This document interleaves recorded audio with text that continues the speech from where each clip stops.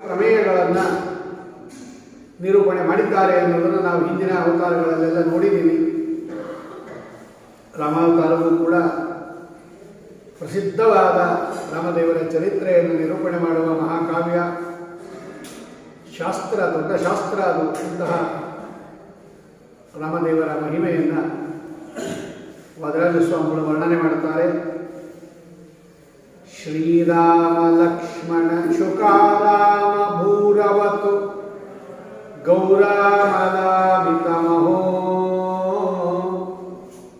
ಹಾರಾಮರಸ್ತುತಯ Shivarama ಕಾಂತಿಸುತ no ರಾಮಲಬ್ಧಕಲಹ ಸ್ವಾರಾಮವರಿಯರಿಪುವೀರಾಮಯಬ್ಧಿಕರ ಕ್ಷೀರಾಮಲಾವೃತಕಟೇ ಸ್ವರಾಮದರ್ಶನಜ ಮಾರಾಮಯಾಗತಸು ಘೋರಾಮನೋಹರ ಹರ ವ್ರತಹರ ಘೋರಾಮನೋರಥಹರ.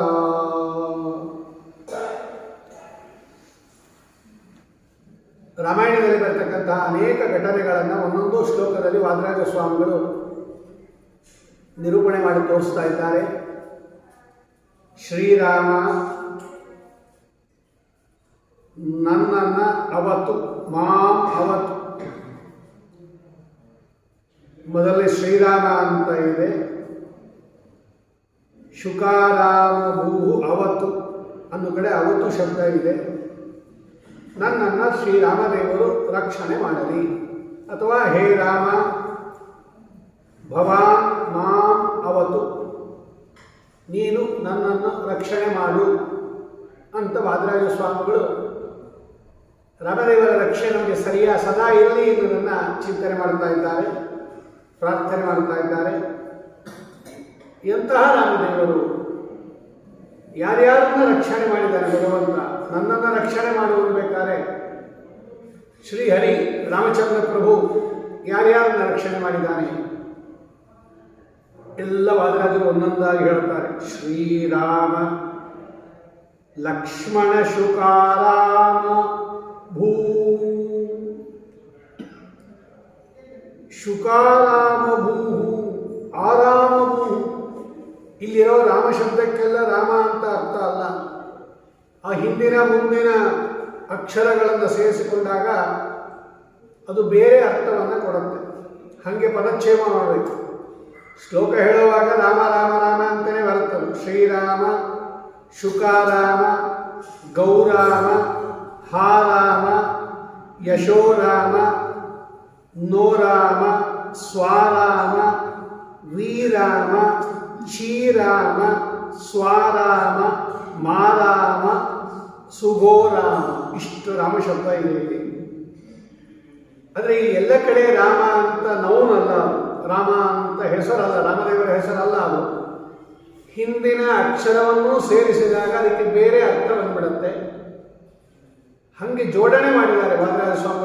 ಅಷ್ಟು ಸಲ ರಾಮ ಶಬ್ದ ಬರೋ ಹಾಗೆ ಬೇರೆ ಶಬ್ದಗಳನ್ನು ಕೂಡ ಜೋಡಣೆ ಮಾಡುತ್ತಾರೆ. ಲಕ್ಷ್ಮಣ ಶುಕಾರಾಮ ಭೂ ಅಲ್ಲಿಗೆ ನಿಲ್ಲಿಸಬೇಕು. ಯಾರಿಗೆ ಅನುಗ್ರಹ ಮಾಡಿದ್ದಾನೆ ಭಗವಂತ ಅಂದರೆ ಮೊದಲು ಲಕ್ಷ್ಮಣನಿಗೆ ಅನುಗ್ರಹ ಮಾಡಿದ್ದಾನೆ ಭಗವಂತ. ಅಯೋಧ್ಯಾಕಾಂಡದ ಕಥೆಯನ್ನು ನಾವು ನೋಡಿದಾಗ ರಾಮದೇವರು ವನವಾಸಕ್ಕೆ ಹೋಗುವಾಗ ಲಕ್ಷ್ಮಣನಿಗೆ ಹೇಳುತ್ತಾರೆ, ನೀನು ಇಲ್ಲೇ ಇದ್ದು ದಶರಥನನ್ನು ನೋಡ್ಕೋ. ಲಕ್ಷ್ಮಣ ಹೇಳ್ತಾನೆ, ಅಣ್ಣ ನಾನು ನಿನ್ನ ಜೊತೆ ಬರ್ತೀನಿ ವನವಾಸಕ್ಕೆ. ರಾಮದೇವರು ಹೇಳ್ತಾರೆ, ಬೇಡ ಲಕ್ಷ್ಮಣ, ನಾನು ಹೋಗಬೇಕು ಅಂತ ಅಪ್ಪ ಆಜ್ಞೆ ಮಾಡಿರೋದು ದಶರಥ ಮಹಾರಾಜ, ನಿನಗೇನು ಆಜ್ಞೆ ಮಾಡಿಲ್ಲ, ಕೈಕೇಯೂ ಕೇಳಿಲ್ಲ ನೀನು ಲಕ್ಷ್ಮಣ ಕಾಡು ಹೋಗಬೇಕು ಅಂತ. ರಾಮನಿಗೆ ವನವಾಸ, ಭರತನಿಗೆ ಪಟ್ಟಾಭಿಷೇಕ, ಇದು 2 ವಾರ ಕೈಕೇಯಿ ಕೇಳಿದ್ದು. ನಿನಗೇನು ಕಂಪಲ್ಸರಿ ಇಲ್ಲ, ನೀನು ಬರಬೇಡ, ಇಲ್ಲೇ ಇದ್ದು ಅಪ್ಪ ಅಮ್ಮನ್ನ ನೋಡ್ಕೋ ಅಂತ ರಾಮದೇವರು ಹೇಳಿದಾಗ ಲಕ್ಷ್ಮಣ ಹೇಳ್ತಾನೆ, ನೀನು ಅವತಾರ ಮಾಡಿದಾಗಿಂದ ನಿನ್ನ ಜೊತೆ ಇದ್ದೀನಿ ನಾನು ಸ್ವಾಮಿ. ಒಂದು ದಿವಸ ಎಡಬಿಡದೆ ನಿನ್ನನ್ನು ಸೇವೆ ಮಾಡಿದ್ದೀನಿ. ಅರ್ಥಾತ್ ಸೇವೆ ಭಾಗ್ಯ ಕೊಟ್ಟಿದೆಯಾ ನನಗೆ. ನನಗೆ ನೀನು ಎಲ್ಲಿರ್ತೀಯೋ ಅದೇ ಅಯೋಧ್ಯ, ನೀನು ಎಲ್ಲಿರ್ತೀಯೋ ಅದೇ ನನಗೆ ಸ್ವರ್ಗ ಮೋಕ್ಷ. ನನ್ನನ್ನು ಬೇಡ ಅನ್ಬೇಡ, ನಾನು ಬರ್ತೀನಿ ನಿನ್ನ ಜೊತೆಗೆ,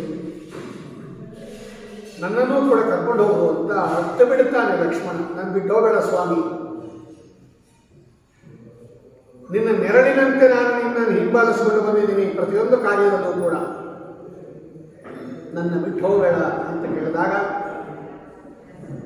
ಆಗಲಿ ಅಂತ ರಾಮದೇವರು ವನವಾಸಕ್ಕೆ ಲಕ್ಷ್ಮಣನನ್ನು ಕರ್ಕೊಂಡು ಹೋಗ್ತಾರೆ. ವಾಲ್ಮೀಕಿ ರಾಮಾಯಣದಲ್ಲಿ ಇದೆಲ್ಲ ತುಂಬ ವಿಸ್ತಾರವಾಗಿದೆ. ಆ ಲಕ್ಷ್ಮಣ ರಾಮದೇವರಲ್ಲೇ ಸಂತೋಷ ಪಡ್ತಕ್ಕಂಥ ವ್ಯಕ್ತಿಯವರು. ಕಾಲವನರಿತು ಸೇವೆಯ ಮಾಡಿದ ಲೋಲ ಲಕ್ಷ್ಮಣನೇ ಬಲ್ಲವನು. ದಾಸರಾಗಿ ಮಾಡ್ತಾರೆ, ವಿಜಯದಾಸರಿ ಮಾತನಾಡ್ತಾರೆ ನೋಡಿ. ನಮ್ಮಂಥವ್ರಿಗೆ ಏನು ಗೊತ್ತು ರಾಮದೇವರ ಮಹಿಮೆ? ಯಾರ್ಯಾರು ಗೊತ್ತದು? ಲಕ್ಷ್ಮಣನಿಗೆ ಗೊತ್ತು ಅಂತಾರೆ ಓದೋರು. ಎಷ್ಟು ಸೇವೆ ಮಾಡಿದಂದ್ರೆ ಆ ಅರಣ್ಯದಲ್ಲಿ 14 ವರ್ಷಗಳ ಕಾಲ. ಅವನಿಗೂ ಮದುವೆ ಆಗಿದೆ, ಹೆಂಡತಿ ಇದ್ದಾಳೆ. ಅದೆಲ್ಲವನ್ನ ತ್ಯಾಗ ಮಾಡಿ 14 ವರ್ಷಗಳ ಕಾಲ ತನಗೆ ಹೋಗಬೇಕು ಅನ್ನೋ ನಿಬಂಧನೆ ಇಲ್ಲದೇ ಇದ್ರೂ ಕೂಡ ಎಲ್ಲಿ ರಾಮನೋ ಅಲ್ಲಿ ಅಯೋಧ್ಯ, ಎಲ್ಲಿ ರಾಮನೋ ಅದು ವೈಕುಂಠ, ಎಲ್ಲಿ ರಾಮನೋ ಅದೇ ಸ್ವರ್ಗ, ಅದೇ ಸಮಸ್ತ ಅಂತ ಹೇಳಿ ಅಯೋಧ್ಯ ಪಟ್ಟಣದ ಸಕಲ ಭೋಗ ಭಾಗ್ಯಗಳನ್ನು ಬಿಟ್ಟು ರಾಮದೇವರ ಹಿಂದೆ ಹೋಗಿರ್ತಕ್ಕಂತಹ ದೊಡ್ಡ ವ್ಯಕ್ತಿ ಲಕ್ಷ್ಮಣ. ಅದಕ್ಕೆ ವಿಜಯದಾಸ ಹೇಳ್ತಾರೆ, ಕಾಲವ ನರಿತು ಸೇವೆಯ ಮಾಡಿದ ಲೋಲ ಲಕ್ಷ್ಮಣನೇ ಬಲ್ಲವನು. ಏನು ವನವಾಸ ಅಂದ್ರೆ ಏನು? ಸುಮಾರು ಸಾಮಾನ್ಯನ 14 ವರ್ಷ ಕಾಡಿನಲ್ಲಿ ಇರೋದು ಅಂದ್ರೆ ದಿನಕ್ಕೆ ಒಂದೊಂದು ಹೊಸ ಜಾಗ, ಕ್ರೂರ ಪ್ರಾಣಿಗಳು. ರಾಮ ಹೇಳ್ತಾನೆ, ಸೀತಾ ಕಾಡಿಗೆ ಬರ್ತೀನಿ ಅಂತ ಹೇಳ್ತಾ ಇದೆಯಾ, ಅದೇನು ಆರಾಮ ಅನ್ಸ್ಕೊಂಡಿದ್ಯಾ? ಕ್ರೂರ ರಾಕ್ಷಸರು, ಕ್ರೂರ ಪ್ರಾಣಿಗಳು, ಸರ್ಪಾದಿ ಜಂತುಗಳು, ಚಳಿ, ಮಳೆ, ಬಿಸಿಲು, ನೆಲದ ಮೇಲೆ ಮಲಕ್ಕೋಬೇಕು, ಕಾಡು, ಘೋರ ಅರಣ್ಯ, ಸುಖದ ಸುಪ್ಪತ್ತಿಗೆಯಲ್ಲಿ ಬೆಳೆದವಳು ನೀನು ಬರಬೇಡ ಅಂತ. ಅಂತಹ ಘೋರ ಕಾಡಿಗೆ ಲಕ್ಷ್ಮಣ ಸೇವಕನಾಗಿ ಹೊರಟಿದ್ದಾನೆ. ಅದನ್ನ ವಾದರಾಜರು ಹೇಳ್ತಾರೆ, ಲಕ್ಷ್ಮಣ ಶುಕಾರಾಮಭೂ. ಆರಾಮಭೂ ಅದು ಶುಕ, ಆರಾಮಭೂ, ಶುಕಾರಾಮಭೂ. ಲಕ್ಷ್ಮಣ ಎಂಬ ಶುಕ, ಶುಕ ಅಂದ್ರೆ ಗಿಣಿ. ಲಕ್ಷ್ಮಣ ಎಂಬ ಗಿಣಿಗೆ ಆರಾಮ ಅಂದ್ರೆ ವಿಹಾರ ಮಾಡೋದು, ಭೂ ಅಂದ್ರೆ ಸ್ಥಾನ. ಹೇಗೆ ಗಿಣಿ ಆರಾಮವಾಗಿ ವಿಹಾರ ಮಾಡುತ್ತೋ ವನದಲ್ಲಿ, ಹಾಗೆ ಲಕ್ಷ್ಮಣ ಅನ್ನತಕ್ಕಂತಹ ಗಿಣಿಗೆ ಆರಾಮಭೂ, ವಿಹಾರ ಮಾಡುವ ತೋಟದಂತೆ ಇರುವ, ವಿಹಾರ ಮಾಡುವ ವನದಂತೆ ಇರುವ, ವಿಹಾರ ಮಾಡುವ ಉಪವನದಂತೆ ಇರುವ, ಉದ್ಯಾನವನದಂತೆ ಇರತಕ್ಕಂಥವನು ಶ್ರೀರಾಮಚಂದ್ರ. ಅಂದ್ರೆ ಏನು? ಲಕ್ಷ್ಮಣ ರಾಮದೇವರ ಜೊತೆಯಲ್ಲಿ ಹೋದಾಗ ಹೇಗೆ ಕಷ್ಟಪಟ್ಟ ಅಂತ ತಿಳಿಬೇಡ್ರಿ. ಹೇಗೆ ಒಂದು ಗಿಣಿ ಉಪವನದಲ್ಲಿ, ತೋಟದಲ್ಲಿ ಸಂತೋಷದಿಂದ ಸಂಚಾರ ಮಾಡ್ತಾ ಇರುತ್ತೆ, ಒಂದೊಂದು ಮರಗಳಿಗೆ, ಗಿಡಗಳಿಗೆ ಹೋಗಿ ಅಲ್ಲಿರ್ತಕ್ಕಂತಹ ರಸಭರಿತವಾದ, ಫಲಭರಿತವಾದ ಹಣ್ಣುಗಳನ್ನು ಸ್ವೀಕಾರ ಮಾಡ್ತಾ, ನೀರನ್ನು ಕುಡಿತಾ, ಹಾಡು ಹೇಳ್ತಾ ಹೇಗೆ ಗಿಣಿ ಸುತ್ತಾಗ್ತಾ ಇರುತ್ತೆ ತೋಟದಲ್ಲಿ, ವನದಲ್ಲಿ, ಹಂಗೆ ರಾಮದೇವರು ಅನ್ನತಕ್ಕಂತಹ ತೋಟದಲ್ಲಿ 14 ವರ್ಷಗಳ ಕಾಲ ಚೆನ್ನಾಗಿ ಸಂತೋಷದಿಂದ ವಿಹಾರ ಮಾಡಿದ ಗಿಣಿ ಲಕ್ಷ್ಮಣ. ಲಕ್ಷ್ಮಣ ಶುಕಾರಾಮಭೂ. ಲಕ್ಷ್ಮಣನೆಂಬ ಗಿಣಿಗೆ ಸಂತೋಷವಾಗಿ ವಿಹಾರ ಮಾಡುವ ಉದ್ಯಾನವನದಂತೆ ಇರುವವನು ರಾಮ. ರಾಮನಾಮದ ಉಚ್ಚಾರಣೆ ಸಂತೋಷ ಕೊಡುತ್ತೆ ಅಂತಾರೆ ದಾಸರ. ರಾಮ ಶಬ್ದಕ್ಕೇನೆ ಸಂತೋಷ ಪಡಿಸುವವನು ಅಂತ ಅರ್ಥ. ರಮಯತೀತಿ ರಾಮ. ಇನ್ನೊಬ್ಬರನ್ನ ಯಾರು ಸಂತೋಷ ಪಡಿಸ್ತಾರೋ ಅವರಿಗೆ ರಾಮ ಅಂತ ಕರೀತಾರೆ. ಅದರಲ್ಲಿ ಚೆನ್ನಾಗಿ ಸಂತೋಷಪಡಿಸಿದ್ದು ಲಕ್ಷ್ಮಣನಿಗೆ. ಅಯೋಧ್ಯೆಯಲ್ಲಿ ಇದ್ದಾಗ ಮಾತ್ರ ಅಲ್ಲ, ಕಾಡಿಗೆ ಕರ್ಕೊಂಡು ಹೋಗಿ ಸಂತೋಷಪಡಿಸ್ತಾರೆ. ವಾಲ್ಮೀಕಿ ರಾಮಾಯಣದಲ್ಲಿ ಇದೆಲ್ಲ ಹೃದಯ ಕಲಕುವ ಹಾಗೆ ವರ್ಣನೆ ಮಾಡ್ತಾರೆ. ನಮಗೆ ರಾಮದೇವರ ಚರಿತ್ರೆ ಪೂರ್ತಿ ಗೊತ್ತಿಲ್ಲ, ಮೇಲ್ನೋಟಕ್ಕೆ ಮಾತ್ರ ಗೊತ್ತು. ವಾಲ್ಮೀಕಿ ಋಷಿಗಳು ಆಚಾರ್ಯರು ಅಲ್ಲಿ ಬರ್ತಕ್ಕಂತಹ ಪ್ರಮೇಯಗಳನ್ನು ಹೇಗೆ ನಿರ್ಣಯ ಮಾಡಬೇಕು ಅಂತ ನಿರ್ಣಯ ಕೊಟ್ಟಿದ್ದಾರೆ. ರಾವಣನ ಶಕ್ತ್ಯಾಯುಧಕ್ಕೆ ಲಕ್ಷ್ಮಣನಿಗೆ ಬಿದ್ದು ಲಕ್ಷ್ಮಣ ಮೂರ್ಛಿತನಾದಾಗ ರಾಮದೇವರು ಎಷ್ಟು ಅಳುತ್ತಾರೆ, ಲೋಕದಂತೆ ಎಷ್ಟು ಅಳುತ್ತಾನೆ ಗೊತ್ತಾ ಸ್ವಾಮಿ. ನನಗೆ ಯುದ್ಧ ಬೇಡ, ಸೀತೆ ಬೇಡ, ಈ ದಿಗ್ವಿಜಯ ಬೇಡ, ಏನೂ ಬೇಡ, ನಾನು ನಿನ್ನ ಜೊತೆ ಸತ್ತೋಗ್ತೀನಿ ಅಂತಾನೆ ರಾಮದೇವರು ಲಕ್ಷ್ಮಣನನ್ನ. ನನಗೇನು ಬೇಡ, ನಿನ್ನಂಥ ತಮ್ಮ ಇದ್ರೆ ಸಾಕು, ನನಗೆ ಯಾರೂ ಬೇಡ ಅಂತ. ಅರ್ಥಾತ್ ಆ ಲಕ್ಷ್ಮಣನ ಮೇಲೆ ಅಷ್ಟು ಪ್ರೀತಿಯನ್ನು ತೋರಿಸ್ತಾನೆ ಭಗವಂತ. ಅಂತಹ ರಾಮದೇವರ ಪಾದಾರವಿಂದಗಳಲ್ಲಿ ಚೆನ್ನಾಗಿ ಭಕ್ತಿ ಇಟ್ಟು ರಾಮದೇವರು ಅಯೋಧ್ಯೆಯಿಂದ ಗಂಗಾ ನದಿಗೆ ಬರುತ್ತಾರೆ. ಹೀಗೆ ಕೆಳಗಡೆ ಬರಬೇಕು ಲಂಕಾಪಟ್ಟಣಕ್ಕೆ, ಅಯೋಧ್ಯೆಯಿಂದ ಡೌನ್ ವರ್ಡ್ಸ್ ಬರಬೇಕು. ಅಯೋಧ್ಯೆ ಇರೋದು ಉತ್ತರ ಭಾರತದಲ್ಲಿ, ಲಂಕಾ ಇರೋದು ದಕ್ಷಿಣದಲ್ಲಿ. ಕೆಳಗಡೆ ಬರಬೇಕು. ಹೀಗೆ ಬಂದು ಗಂಗಾ ನದಿಗೆ ಬಂದು ಭರದ್ವಾಜ ಋಷಿಗಳ ಆಶ್ರಮಕ್ಕೆ ಬಂದು ದಂಡಕಾರಣ್ಯಕ್ಕೆ ಬಂದು ಕಿಷ್ಕಿಂಧಾಕ್ಕೆ ಬಂದು ಆಮೇಲೆ ತಮಿಳುನಾಡು ರಾಮೇಶ್ವರಕ್ಕೆ ಬಂದು ಆಮೇಲೆ ಲಂಕಾಪಟ್ಟಣಕ್ಕೆ ಹೋಗಿರೋದು ರಾಮದೇವರು. ಗಂಗಾ ನದಿ ಹತ್ತಿರಕ್ಕೆ ಬಂದಾಗ ರಾಮದೇವರು ಅಯೋಧ್ಯೆಯಿಂದ ಸರಿಯೂ ನದಿಯಿಂದ ಹೊರಟು ಗಂಗಾ ನದಿಗೆ ಬಂದಾಗ ಅಲ್ಲಿ ಗುಹಾ ಅಂತ ಒಬ್ಬ ಬೇಡರ ರಾಜ, ನಿಷಾದ ಪ್ರಭು ಅವರು, ಗುಹಾ ಅಂತ ಹೆಸರು. ಅವನು ಆತಿಥ್ಯ ಮಾಡ್ತಾನೆ ರಾಮ ಲಕ್ಷ್ಮಣ ಸೀತಾದೇವಿಯರಿಗೆ.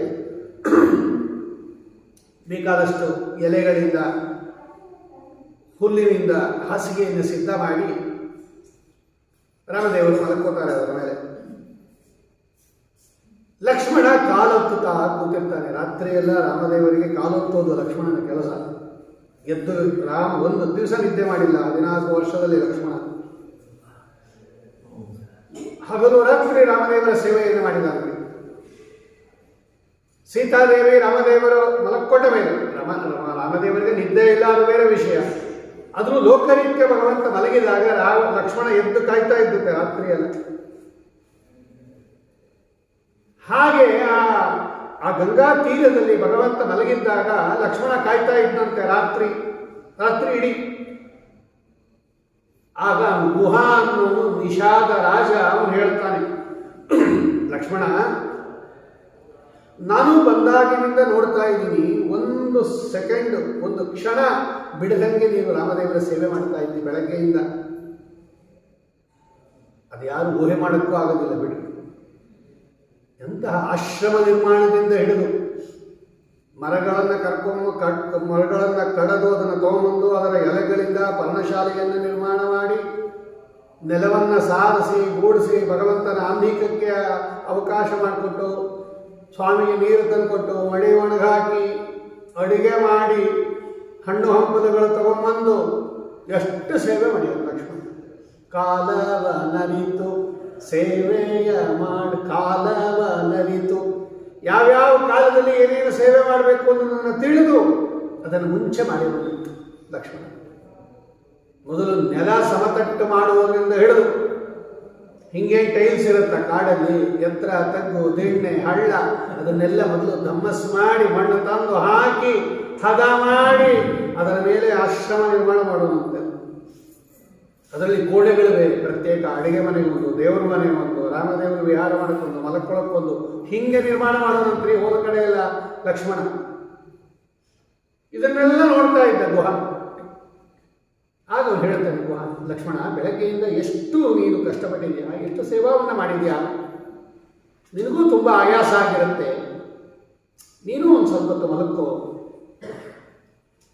ನಾನು ನಿಮ್ಮಿಬ್ಬರನ್ನ ನೋಡ್ತಾ ಇರ್ತೀನಿ, ನಾನು ಎಚ್ಚರದಿಂದ ಇರ್ತೀನಿ, ರಾತ್ರಿಯೆಲ್ಲ ನಾನು ಕಾವಲು ಕಾಯ್ತೀನಿ ಕತ್ತೆ ಹಿಡಿದು, ನೀನು ಸ್ವಲ್ಪ ಮಲಕ್ಕೋ ಅಂತಾನೆ ಗುಹಾ. ಆಗ ಲಕ್ಷ್ಮಣ ಹೇಳ್ತಾನೆ, ಗುಹಾ, ನೀನೇನೋ ಒಳ್ಳೆ ಮಾತು ಹೇಳಿದೆ, ನಾನು ಮಲ್ಕೋಬೇಕು ಅಂತ, ಆದರೆ ನನಗೆ ನಿದ್ದೆ ಎಲ್ಲಿಂದ ಬರುತ್ತೆ ಗುಹಾ ಅಂತ ಕೇಳ್ತಾನೆ ಲಕ್ಷ್ಮಣ. ನನಗೆ ಎಲ್ಲಿಂದ ಬರುತ್ತೆ ನಿದ್ದೆ? ಯಾಕೆ ಎಂದಗುವ? ಯಾಕೆ ನಿದ್ದೆ ಬರೋದು ನಿಮಗೆ? ಇಲ್ಲ, ನಮ್ಮ ಸ್ವಾಮಿ ಶ್ರೀರಾಮಚಂದ್ರ ಒಳ್ಳೆ ಬೆಳ್ಳಗೆ ಹಂಸ ಪಕ್ಷಿಯ ರೆಕ್ಕೆಯ ಬಿಳುಪಿನಿಂದ ಕೂಡಿರ್ತಕ್ಕಂತಹ ಹಂಸತೂಲಿಕಾ ತಲ್ಪದಲ್ಲಿ ಮಲಕೋತಾ ಇದ್ದ ಅಯೋಧ್ಯೆಯಲ್ಲಿ ಇವತ್ತು ನೆಲದ ಮೇಲೆ ಮಲಕೊಂಡಿದ್ದಾನೆ, ಎಲೆಯ ಮೇಲೆ.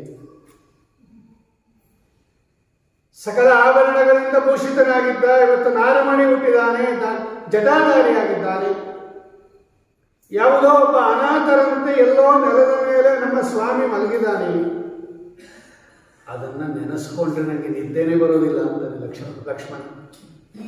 ನನಗೆ ನಿದ್ದೆ ಬರೋದಿಲ್ಲ ಗುಹಾ, ನಾ ಮಲಕೊಂಡ್ರೆ ನಮ್ಮ ಸ್ವಾಮಿಯನ್ನು ನೋಡಿ.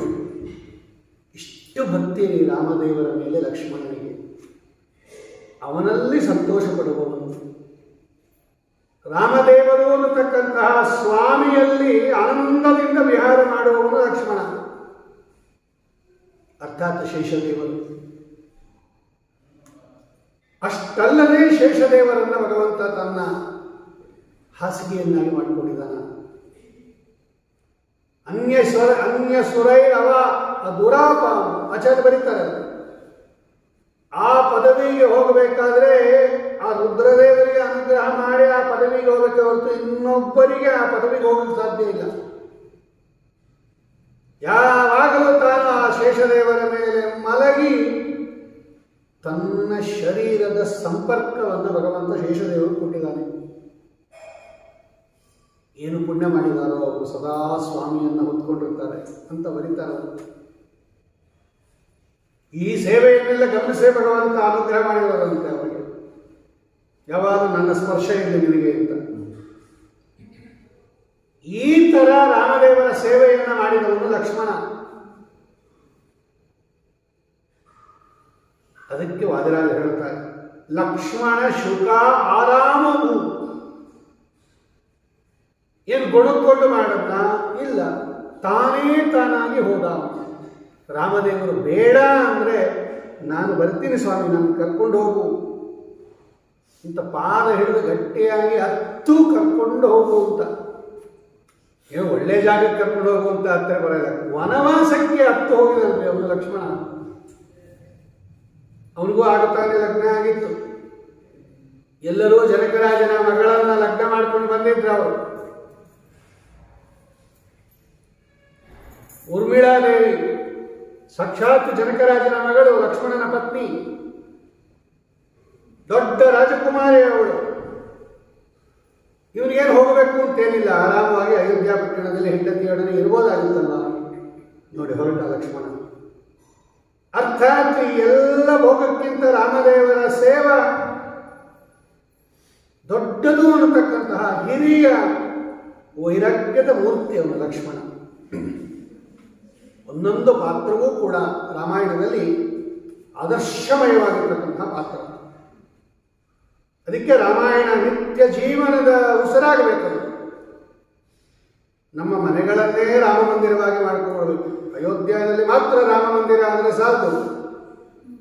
ಇಡೀ ದೇಶ, ಇಡೀ ರಾಜ್ಯ, ಇಡೀ ನಗರ, ಇಡೀ ನಾವಿರ್ತಕ್ಕಂತಹ ವಾಸ ಇರ್ತಕ್ಕಂತಹ ಪ್ರದೇಶ ಅದು ರಾಮ ಮಂದಿರ ಆದಾಗ, ಮನೆಗಳು ರಾಮ ಮಂದಿರ ಆದಾಗ ನೋಡಿ ಏನೇನೇನೂ ಇರೋದಿಲ್ಲ, ಏನು ತೊಂದರೆನೂ ಇರೋದಿಲ್ಲ. ರಾಮರಾಜ್ಯದಲ್ಲಿ ಹೇಗಿತ್ತು ಅಂತ ರಾಮಾಯಣದಲ್ಲೇ ವರ್ಣನೆ ಮಾಡುತ್ತಾರೆ. ಆ ರಾಮದೇವರನ್ನ ನಮ್ಮ ಹೃದಯದಲ್ಲಿ ತಂದು ಪ್ರಾಣ ಪ್ರತಿಷ್ಠಾಪನೆ ಮಾಡಿಕೊಂಡಾಗ ನಾವೇ ರಾಮ ಮಂದಿರ ಆಗಿಬಿಡ್ತೀವಿ. ಆಗ ನೋಡಿ ಇಡೀ ದೇಶ ರಾಮರಾಜ್ಯ, ರಾಮ ಮಂದಿರ ಆಗಿಬಿಡುತ್ತೆ. ಅಂತಹ ಒಬ್ಬ ರಾಮ ಮಂದಿರ ಲಕ್ಷ್ಮಣ ತನ್ನ ಹೃದಯದಲ್ಲಿ ರಾಮದೇವರನ್ನ ಪ್ರತಿಷ್ಠಾಪನೆ ಮಾಡಿಕೊಂಡಿರತಕ್ಕಂತಹ ಮಹಾತ್ಮ ಅವನು. ಶುಕ ಆರಾಮವು. ಇಷ್ಟೋ ಕಥೆಯನ್ನ ವಾದಿರಾಜ ಸ್ವಾಮಿಗಳು ತೋರಿಸ್ತಾರೆ. ಒಂದೊಂದು ಪಾತ್ರವನ್ನು ಎತ್ತಿ ಹಿಡಿದು ತೋರಿಸ್ತಾರೆ. ಭಗವಂತ ಸಾಕ್ಷಾತ್ ಸರ್ವೋತ್ತಮ ಶ್ರೀರಾಮಚಂದ್ರ ಅವನನ್ನು ನಂಬಿದವರನ್ನ, ಅವರನ್ನ ಹಿಂದೆ ಹೋದವರೆಂತವರವರು ಎಷ್ಟು ಅನುಗ್ರಹ ಮಾಡಿಯಾಗ ಭಗವಂತ. ಲಕ್ಷ್ಮಣ ಶುಕಾರಾಮಭೂ. ಲಕ್ಷ್ಮಣ ಎಂಬ ಗಿಣಿಗೆ ಆಟ ಸ್ಥಾನದಂತೆ ಇರುವ, ವಿಹಾರ ಸ್ಥಾನದಂತೆ ಇರುವವನು ರಾಮಚಂದ್ರ. ಆತ್ಮಾರಾಮರು ಅಂತ ಕರೀತಾರೆ ಶಾಸ್ತ್ರದಲ್ಲಿ. ಆತ್ಮಾರಾಮ ಅಂದ್ರೆ ಏನು ಗೊತ್ತಾ? ರಾಮ ಅಂದರೆ ಸಂತೋಷ ಪಡೋದು ಅಂತ ಅರ್ಥ. ಜ್ಞಾನಿಗಳೆಲ್ಲ ಯಾವುದರಲ್ಲಿ ಸಂತೋಷ ಪಡ್ತಾರೆ? ನಾವು ಯಾವುದರಲ್ಲಿ ಸಂತೋಷ ಪಡಬೇಕು ಅಂದರೆ, ನೆವರ್ ಎಂಡಿಂಗ್ ಸಂತೋಷ ನಮಗೇನಾದರೂ ಬರಬೇಕು ಅಂತಿದ್ರೆ ಪರಮಾತ್ಮನಲ್ಲಿ ಸಂತೋಷ ಪಡೋದು ಕಲ್ತ್ಕೋಬೇಕು ನಾವು. ನಾವಿವತ್ತು ಪದಾರ್ಥದಿಂದ ಸಂತೋಷ ಪಡ್ತಾ ಇದ್ದೀವಿ, ಜ್ಞಾಪಕ ಇರಲಿ. ಪದಾರ್ಥ ಇದ್ರೆ ಸಂತೋಷ, ಪದಾರ್ಥ ಇಲ್ಲದೆ ಇದ್ರೆ ದುಃಖ. ಇದು ಟೆಂಪರರಿ. ಯಾವಾಗಲೂ ಪದಾರ್ಥ ಇರುತ್ತೆ ಅಂತ ತಿಳ್ಕೋಬಾರದು. ಪದಾರ್ಥ ಅಂದರೆ ಬರೀ ಜಡ ಪದಾರ್ಥ ಅಂತಲ್ಲ, ನಮಗೆ ಪ್ರೀತಿ ಪಾತ್ರರಾದ ವ್ಯಕ್ತಿಗಳು ಕೂಡ ಅವರೇನು ಸದಾ ಇರಲ್ವಲ್ಲ, ಯಾವತ್ತೋ ದಿನ ಬಿಟ್ಟು ಹೋಗ್ತಾರಲ್ಲ, ಅವಾಗ ಎಷ್ಟು ದುಃಖ ಪಡ್ತೀವಿ. ಅದೇ ಭಗವಂತನಿಂದ ಯಾರು ಸಂತೋಷ ಪಡ್ತಾರಲ್ಲ, ಭಗವಂತ ಎಲ್ಲೂ ಹೋಗಲ್ಲ, ನಿತ್ಯ ವ್ಯಾಪ್ತ ಭಗವಂತ. ಎಲ್ಲ ಕಡೆನೂ ಇರ್ತಾನೆ, ನಾವೆಲ್ಲಿ ಹೋದ್ರೂ ಇರ್ತಾನೆ, ಎಲ್ಲೆಲ್ಲೂ ಇರ್ತಾನೆ ಭಗವಂತ. ಯಾವತ್ತೂ ಜೀವನಿಗೆ ಭಗವಂತನಿಂದ ವಿಯೋಗ ಇಲ್ಲ. ಎಲ್ಲ ಜೀವರಾಶಿಗಳಲ್ಲಿ ಆ ಬಿಂಬರೂಪನಾಗಿ ಒಳಗೆ ಇದ್ದಾನೆ. ಪ್ರಹ್ಲಾದರಾಜರು ಸಪ್ತಮಸ್ಕಂದದಲ್ಲಿ ಮಾತಾಡ್ತಾರೆ, ಭಗವಂತನನ್ನು ಸಂತೋಷಪಡಿಸೋದಕ್ಕೆ ಎಲ್ಲೋ ಇದ್ದಾನೆ ಅಂತ ತಿಳ್ಕೋಬೇಡ್ರಿ. ನಿಮ್ಮ ಹೃದಯದಲ್ಲಿದ್ದಾನೆ ಸ್ವಾಮಿ ಬಿಂಬರೂಪನಾಗಿ. ಸದಾ ನಿನ್ನ ಎಷ್ಟು ಯೋನಿಗಳಲ್ಲಿ ನಿನ್ನ ಜೊತೆ ಬರ್ತಾನೆ ಭಗವಂತ. ಹಂಗೆ ಹೆಂಡತಿ ಮಕ್ಕಳು ಯಾರು ಬರೋದಿಲ್ಲ.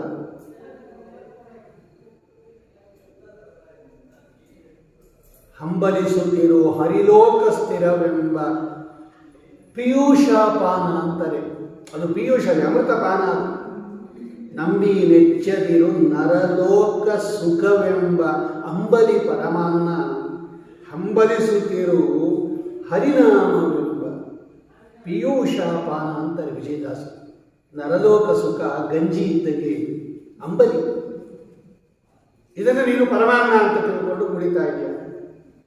ನೆಚ್ಕೋಬೇಡ ಇದನ್ನ. ಯಾವಾಗಲೂ ಕೂಡ ಹರಿಲೋಕ ಸುಖವೆಂಬ ಪಿಯೂಷ ಪಾನ ಅಲ್ಲಿರಬೇಕು. ಭಗವಂತನ ಲೋಕ ಅಂತಕ್ಕಂಥದ್ದನ್ನ ನೀನು ನಂಬ್ಕೋ ಅಂತ ವಿಜಯದಾಸರು ಹೇಳುತ್ತಾರೆ. ಅದನ್ನು ನಂಬುದವನು ಲಕ್ಷ್ಮಣ. ಅದಕ್ಕೆ ರಾಮದೇವರ ಹಿಂದೆ ಹೋದ. ಅವರ ತಾಯಿ ಅಂತವರಿಗೆ ಸುಮಿತ್ರ.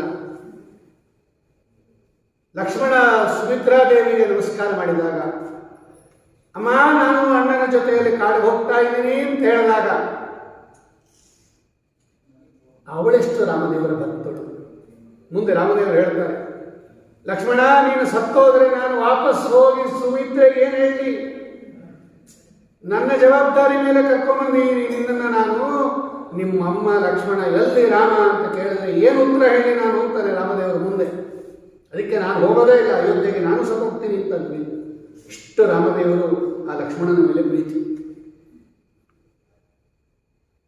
ರಾಮಂ ದಶರಥಂ ವಿದ್ದಿ ಮಾಂ ವಿದ್ದಿ ಜನಕಾತ್ಮಜಾಂ ಅಯೋಧ್ಯಾಂ ಅಟವೀಂ ವಿದ್ದಿ ಗಚ್ಚ ತಾತ ಯಥಾ ಸುಖಂ. ಸುಮಿತ್ರಾದೇವಿಯ ಮಾತು ವಾಲ್ಮೀಕಿ ರಾಮಾಯಣದಲ್ಲಿ ಬರೋ ಮಾತದು. ಹೋಗು ಲಕ್ಷ್ಮಣ, ಹೋಗು. ರಾಮಂ ದಶರಥಂ ವಿದ್ದಿ. ರಾಮನನ್ನೇ ನಿನ್ನ ತಂದೆಯಾದ ದಶರಥ ಅಂತ ತಿಳ್ಕೋ. ಜ್ಯೇಷ್ಠ ಭ್ರಾತ ಪಿತುಸ್ಸಮ. ದೊಡ್ಡ ಅಣ್ಣ ತಂದೆಗೆ ಸಮಾನ. ದೊಡ್ಡ ಅಣ್ಣ ನಿನಗೆ, ಲೋಕದೃಷ್ಟಿಯಿಂದಲೂ ಅಣ್ಣ. ಭಗವಂತ ಎಲ್ಲರಿಗೂ ಪಿತ, ತಂದೆಯವನು. ಯೋನಪಿತ ಜನಿತ ಯೋಪಿದಾತ. ರಾಮನನ್ನ ದಶರಥ ಅಂತ ತಿಳ್ಕೋ, ಸೀತಾದೇವಿಯನ್ನೇ ನಾನು ಅಂತ ತಿಳ್ಕೋ. ಅರ್ಥಾತ್ ತಾಯಿಯಂತೆ ನೋಡು ನಿಮ್ಮ ಅತ್ತಿಗೆಯನ್ನ, ಸೀತಾದೇವಿಯನ್ನ. ಮಾಂ ವಿದ್ದಿ ಜನಕಾತ್ಮಜಾಂ. ಆ ಜನಕರಾಜನ ಮಗಳಾಗಿರ್ತಕ್ಕಂಥ ಸೀತಾದೇವಿಯನ್ನ ಮಾಂ ವಿದ್ದಿ, ನಾನು ಅಂತ ತಿಳ್ಕೊ. ನನಗೆಷ್ಟು ಸೇವೆ ಮಾಡ್ತೀವೋ ಆ ಸೀತಾದೇವಿಗೆ ಮಾಡು. ಅಯೋಧ್ಯಾಂ ಅಟವೀಂ ವಿದ್ದಿ. ಅಟವೀಂ ಅಯೋಧ್ಯಾಂ ವಿದ್ದಿ. ಆ ಕಾಡನ್ನೇ ಅಯೋಧ್ಯ ಪಟ್ಟಣ ಅಂತ ತಿಳ್ಕೊ. ಅಲ್ಲಿರ್ತಕ್ಕಂತಹ ಪದಾರ್ಥಗಳೇ ಭೋಗ ಪದಾರ್ಥಗಳು ಅಂತ ತಿಳ್ಕೊ. ಗಚ್ಚ ತಾತ ಯಥಾ ಸುಖಂ. ಸುಖವಾಗಿ ಹೋಗಿ ಬಾ ಕೂಸು ಅಂತ ಆಶೀರ್ವಾದ ಮಾಡ್ತಾಳೆ ಸುಮಿತ್ರಾದೇವಿ. ಇಂಥ ತಾಯಂದಿರು ಇರಬೇಕು, ಅಂತ ಮಕ್ಕಳು ಇರಬೇಕು. ಹಂಗೆ ಭಗವಂತನ ಕಡೆಗೆ ಮಕ್ಕಳನ್ನು ಯಾವ ತಾಯಿ ಕಳಿಸ್ತಾಳಲ್ಲ, ಅವಳಿಗೆ ಭಗವಂತ ಎಷ್ಟು ಅನುಗ್ರಹ ಮಾಡ್ತಾನೆ. ಯಾವತ್ತೂ ಮಕ್ಕಳನ್ನು ಭಗವಂತನ ಕಡೆಗೆ ಕಳಿಸ್ಬೇಕು ತಾಯಂದಿರು. ಎಷ್ಟು ಜವಾಬ್ದಾರಿ ಇದೆ ಅನ್ನೋದನ್ನು ಸುಮಿತ್ರಾ ಪಾತ್ರದಿಂದ ನಾವು ನೋಡ್ಬೋದು. ಹಾಗೆ ತಾಯಿಯಿಂದ ಆಶೀರ್ವಾದ ಮಾಡಿ ಕಳಿಸಲ್ಪಟ್ಟ ವ್ಯಕ್ತಿ ಲಕ್ಷ್ಮಣ. ಶುಭ ಲಕ್ಷಣ.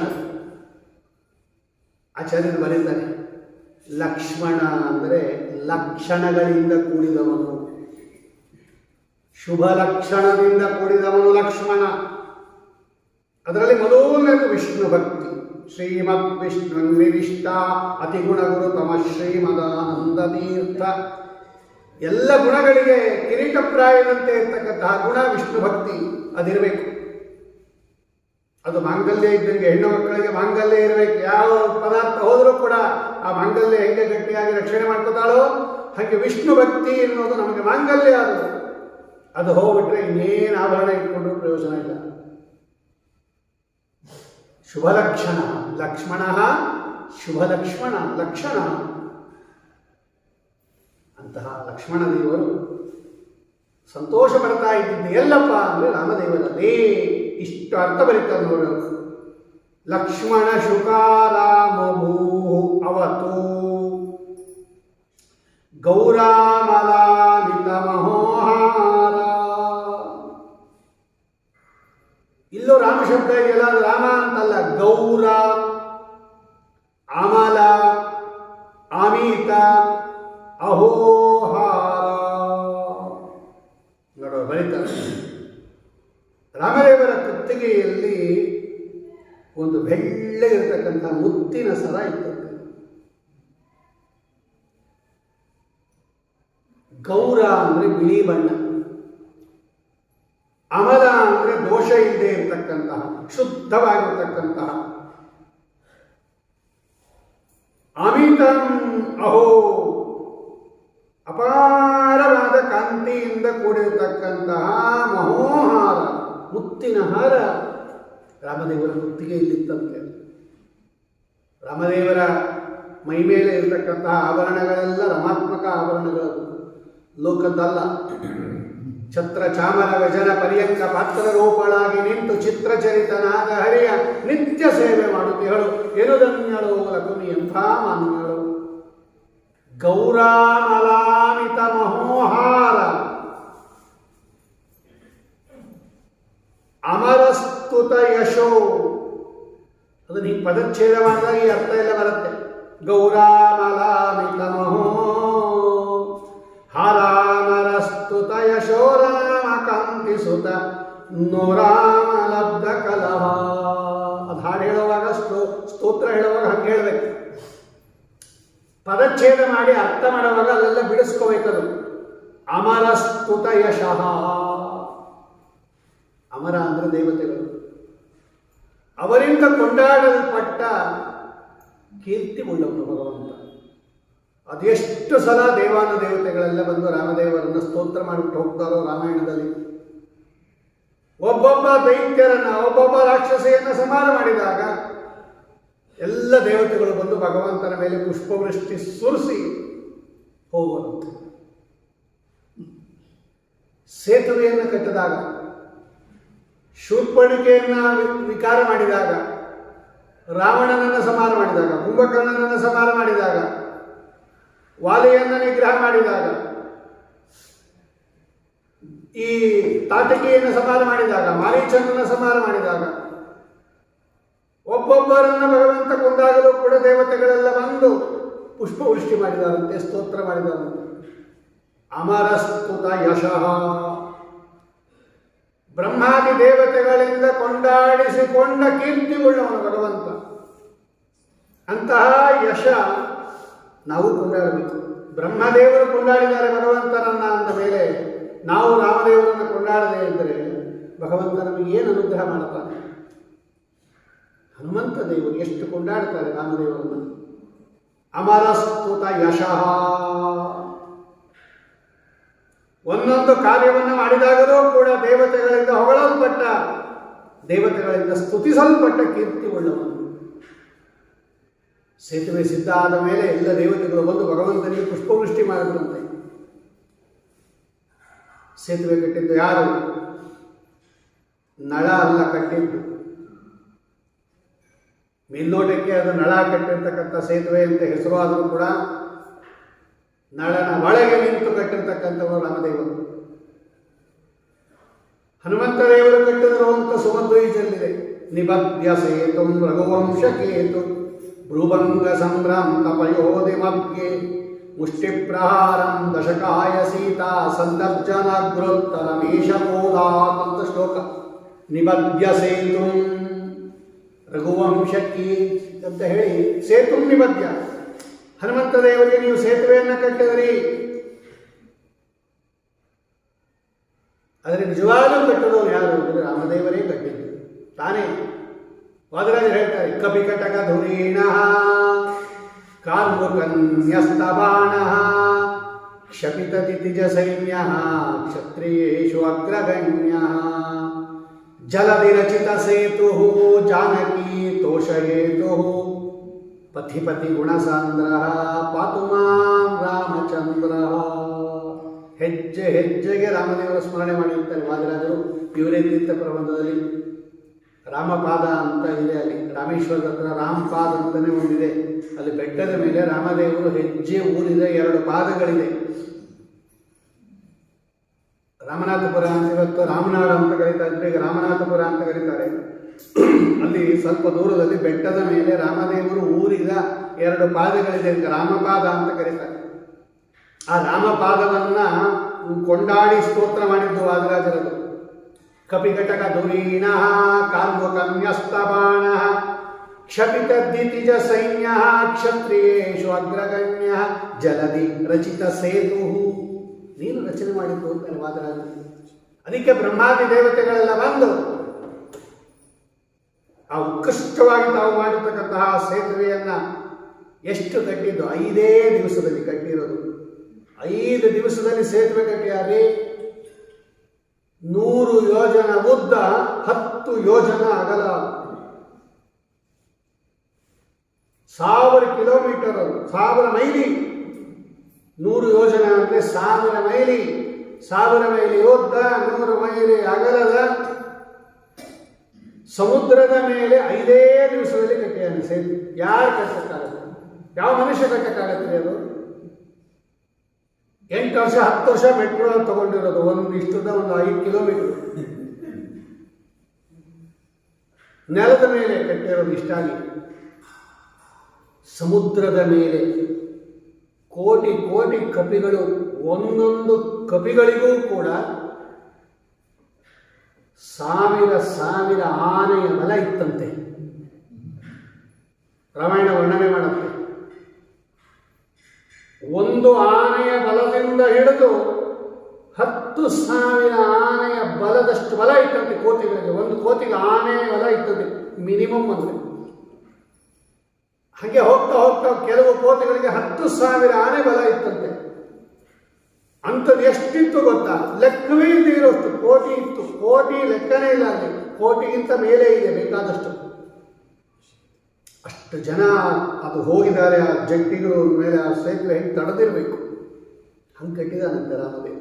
ಯಾರ ಕೈಲಾಗುತ್ತ? ಕಾರ್ಮುಕನ್ಯಸ್ತಬಾಣ ಕ್ಷಪಿತ ದಿತಿಜ ಸೈನ್ಯ ಕ್ಷತ್ರಿಯೇಷು ಅಗ್ರಗಣ್ಯ ಜಲಧಿ ರಚಿತ ಸೇತು. ಆ ಸೇತುವೆ ನಿರ್ಮಾಣ ಆದ ತಕ್ಷಣ ಬ್ರಹ್ಮಾದಿ ದೇವತೆಗಳೆಲ್ಲ ಭಗವಂತನ ಮೇಲೆ ಪುಷ್ಪವೃಷ್ಟಿಯನ್ನು ಸುರಿಸಿ ಯಶೋಗಾತ. ಇವತ್ತು ರಾಮಸೇತು ಅಂತಲೇ ಹೆಸರು. ರಾಮದೇವರು ಕಟ್ಟಿದ ಸೇತುವೆ ಆದ್ದರಿಂದಲೇ ಅದಕ್ಕೆ ರಾಮಸೇತು, ಇಲ್ಲದೆ ನಳಸೇತು ಅಂತ ಕರಿಬೇಕಾಗಿತ್ತು. ಅವನೇ ನಿರ್ಮಾಣ ಮಾಡಿರ್ತಕ್ಕಂಥದ್ದು. ಹಾಗೆ ಅನೇಕ ಬಾರಿ ಅಮರಸ್ತುತ ಯಶಃ, ದೇವತೆಗಳಿಂದ ಕೊಂಡಾಡಲ್ಪಟ್ಟಂತಹ ಯಶೋ ಕೀರ್ತಿ ಇರ್ತಕ್ಕಂತಹ ರಾವಣ ಸಂಹಾರ ಆದಾಗಂತೂ ಬ್ರಹ್ಮಾದಿ ದೇವತೆಗಳೆಲ್ಲ ಅಂತರಿಕ್ಷದಲ್ಲಿ ನಿಂತುಕೊಂಡು ಹೂ ಮಳೆ ಸುರಿಸ್ಬಿಟ್ಟಿದ್ದಾರೆ ರಾಮದೇವರ ಮೇಲೆ. ಅಷ್ಟು ಕೀರ್ತಿ ಉಳ್ಳವನು ಸ್ವಾಮಿ. ಆಮೇಲೆ ಬಂದಿರತಕ್ಕಂಥದ್ದು ರಾಮಕಾಂತಿ ಸುತನೋ ಯಶೋ ರಾಮ ಹರಾಮರಸ್ತುತ ಯಶೋ ರಾಮಕಾಂತಿ ಸುತನೋ. ಇಲ್ಲಿ ರಾಮ ಶಬ್ದಕ್ಕೆ ಮನೋಹರ ಅಂತ. ರಾಮ ಅನ್ನೋದು ಅಬ್ಜೆಕ್ಟಿವ್, ಎಲ್ಲ ಕಡೆ ನೌನಲ್ಲ ಅದು. ಆರಾಮ ಅಂತ ನಾವು ಹೆಂಗೆ ಅರ್ಥ ಮಾಡಿದ್ವಿ ಆವಾಗ, ವಿಹಾರ ಮಾಡೋದು ಅಂತ ಅರ್ಥ. ಇಲ್ಲಿ ರಾಮ ಶಬ್ದಕ್ಕೆ ಮನೋಹರ ಅಂತ ಅರ್ಥ. ಏನು ಕಾಂತಿ ಭಗವಂತನದು, ರಾಮ ಕಾಂತಿ ಸುತನೋ.